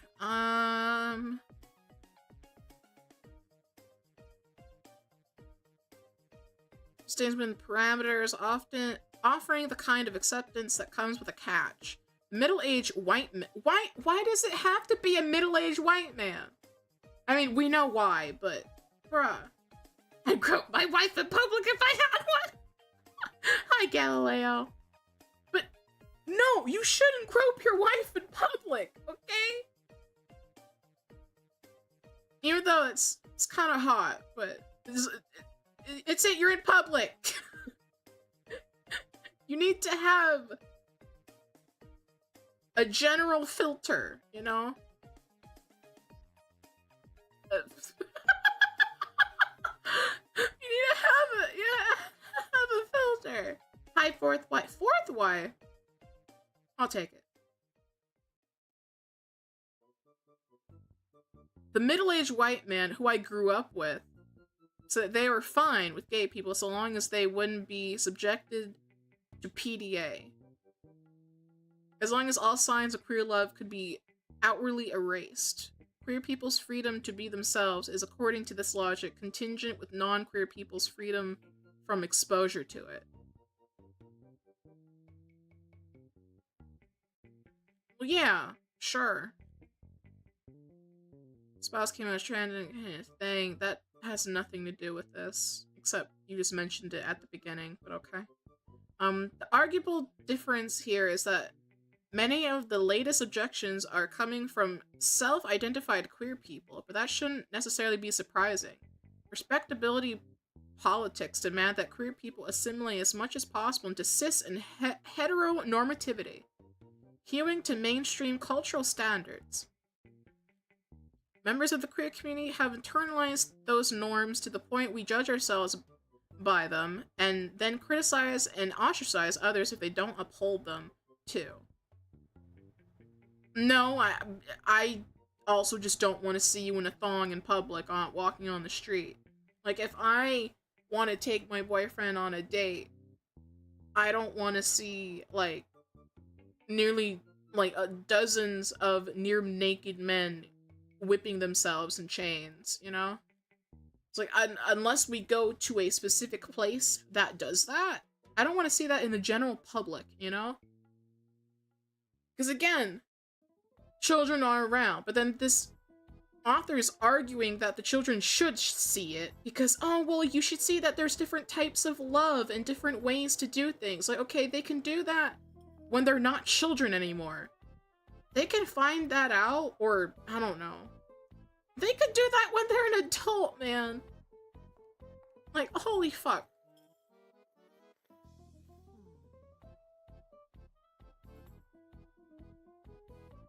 I let my husband grow me up if I had a husband. Fucking Lamau, Gabby.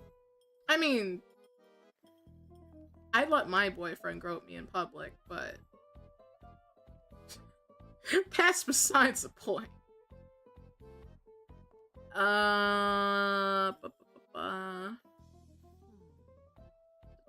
This is the same oppressive message that prevented my wife from transitioning 30 years ago. The same message that still keeps marginalized children from coming to terms with their own experiences with desire and embodiment. Why'd you say that? I genuinely... I don't care about the experiences of children with desire and embodiment, because genuinely, they shouldn't be having that. And even if they are, I don't want to hear about it.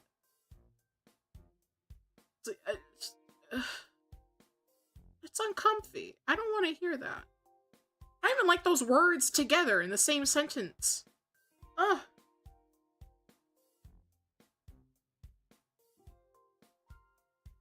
Children who witness kink culture are reassured that alternative experiences of sexuality and expression are valid.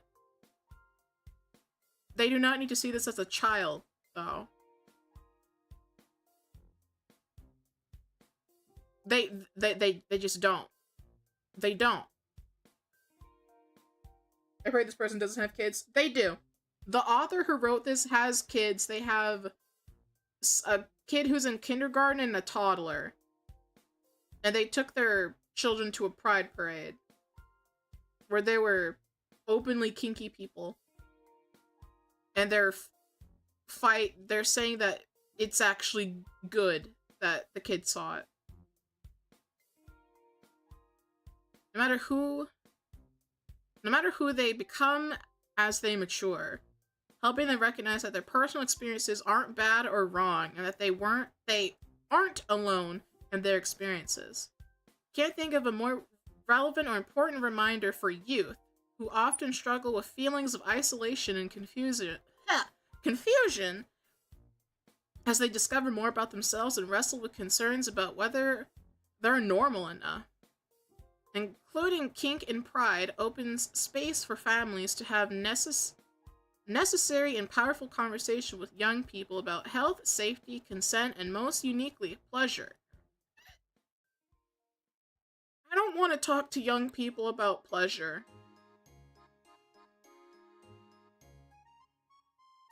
Like, all this keeps going back to, I don't want to talk about that with kids.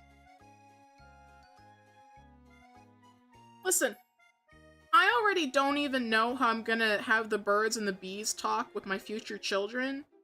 That's gonna be really awkward for me. Because I technically did not have that official conversation by, my own family. I was just a curious little creature and looked up sex on the internet and found porn at a very early age. So, I don't know how to fucking do that necessarily. Or do it the right way, really, I guess. Just like, but I already don't want to think about it right now. I don't want to think about that right now.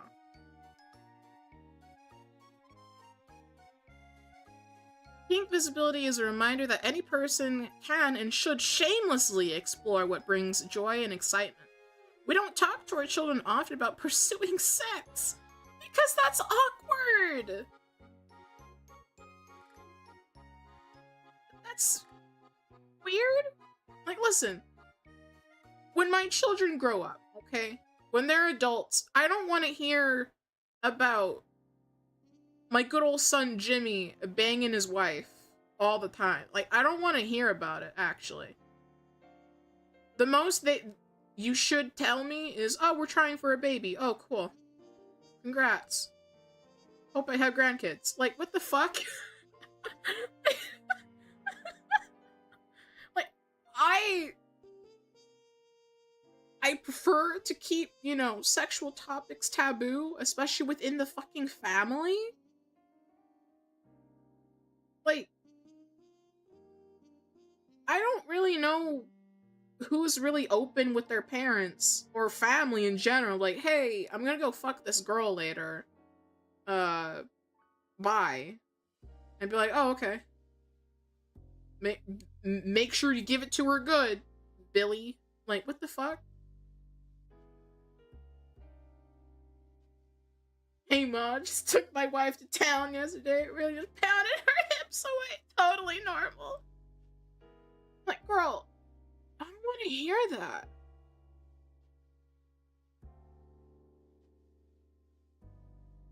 My chance of getting molested. Pretty much. Now I lost my place. Alright. Pursuing sex to fulfill carnal needs that delight and captivate us in the moment.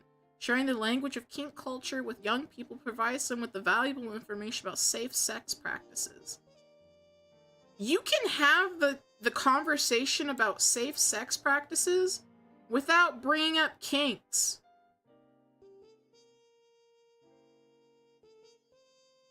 You can talk about safe sex and not bring up kinks. Like, I also just don't want to have this conversation with kids. Just the importance of establishing boundaries, safe words and signals, affirming the importance of planning and research, and the need to seek and give enthusiastic consent. I never want my children to worry that exploring any aspect of consensual sex or touch is too taboo. But ma'am, your children are quite young. You have a toddler, and you have a kid in kindergarten. So they don't need to learn anything about sex right now. It's like, they're not even teenagers. They're not even teenagers, and you want them to see kinks at Pride? They're gonna really, like, I don't know if the toddler's gonna really remember this, but the kindergarten age one might. Imagine having to tell your kids are talking about scat. Ew. That's so gross. Just the conversation in scat, and it's so fucking gross. I hate it. It's really gross. Ew. We're almost done. Last paragraph. If we're too afraid to talk about kink with our children, we prioritize the status quo. Well, I'd rather keep up the status quo then. I guess I'm the bad guy. Sanitizing and censoring their access to information. This isn't about censoring information. This is about it's not age appropriate. Your kids are quite young. Your oldest is in kindergarten. They don't need to learn anything about sex until high school. Maybe middle school at the earliest.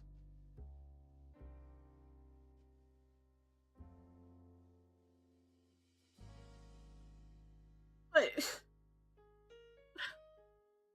damn. What the fuck? Information about appropriate and normal self-expression. Okay, but wearing a jockstrap or a leather thong in public is not normal. It's not. It's not normal, though.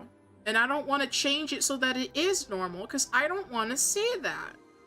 If I wanted to see that, I'd rather go to dedicated spaces for said content.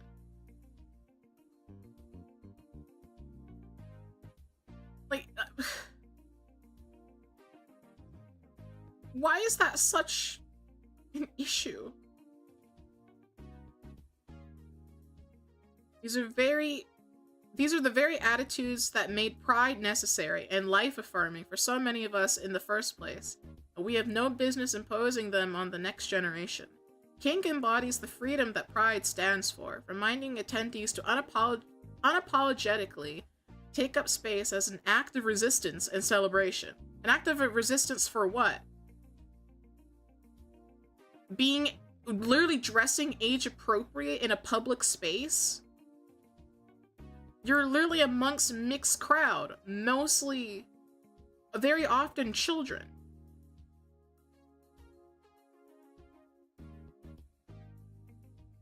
Refusing to bend to social pressure that asks us to be presentable. Yeah, you do need to be presentable. That's a value I want for my I want my children to learn. Affirming the kink community helps our children to love themselves and love with courage and resilience. No. If my wife and I had seen such fierce and determined role models as young people, we might have learned to be ourselves much sooner. We didn't have that chance, but my children have that community and pride, and I want to keep it that way. No. Just no. Well, that's it. It's over. Fucking thank God.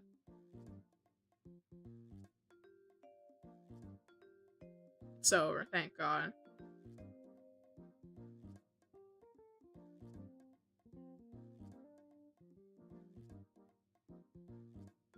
I guess I could find a palette cleanser for you.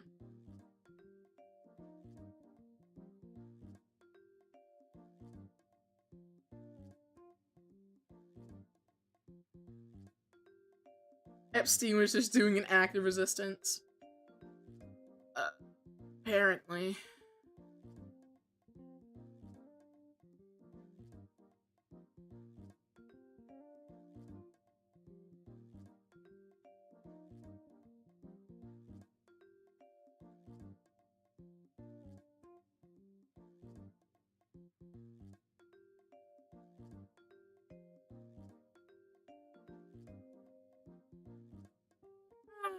I want a hug.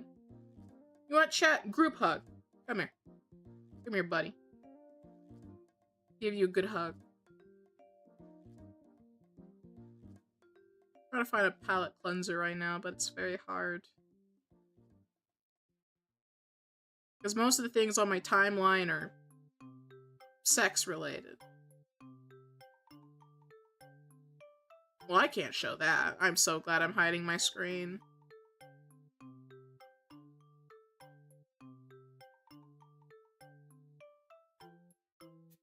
But just for the safety, I'm just gonna... I need a palette cleanser. I'll just go on YouTube.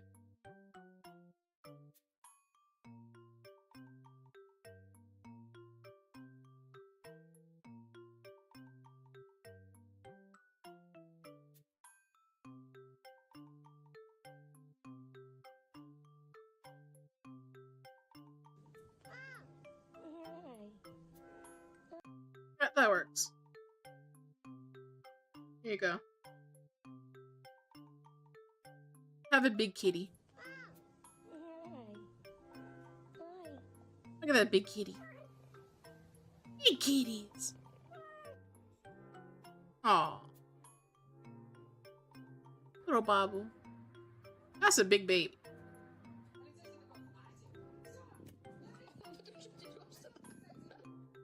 Of course the Russians have fucking big cats. Aww. He needs his milkies.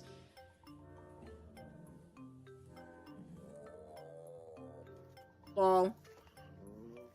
Big stretch. Oh my goodness. Oh, long kitty. Oh my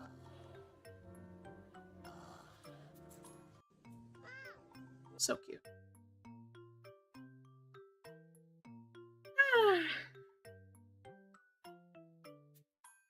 Can't approach me without consent, sorry.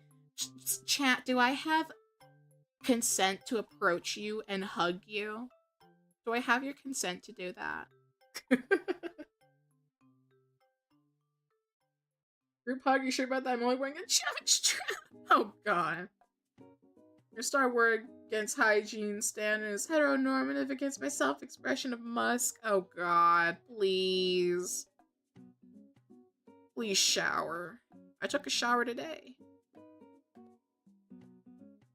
I took an hour-long shower.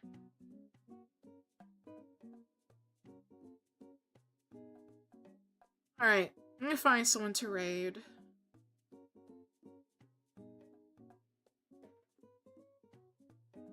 I'm already hungry again. Ugh. Let's see, who can I raid?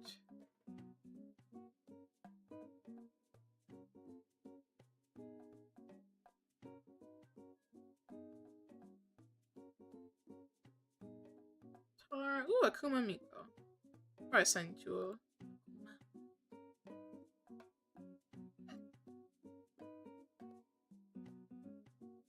Yeah, I'll do Akuma.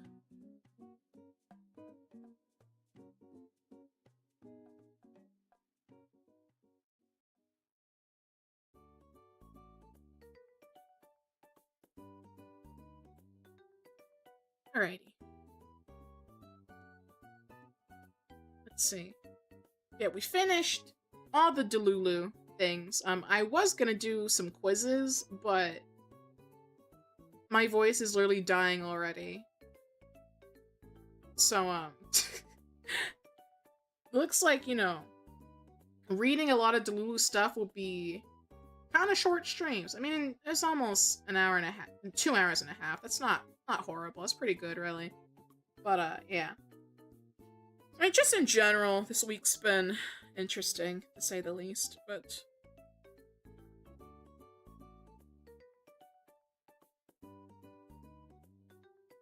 yeah. I'm gonna send you guys to Akuma Miko. Ugh, I need to repair my fucking nail. I did my nail. I painted my nails last night, and they're already chipping, so I need to do repair. So, yeah. Yeah, you guys be good for Miko. And I will see you all probably tomorrow for Sinner's Tide. No idea what we're doing. But, yeah. You guys be good, and I will see you all later. Good night. Good night. Be good for Miko.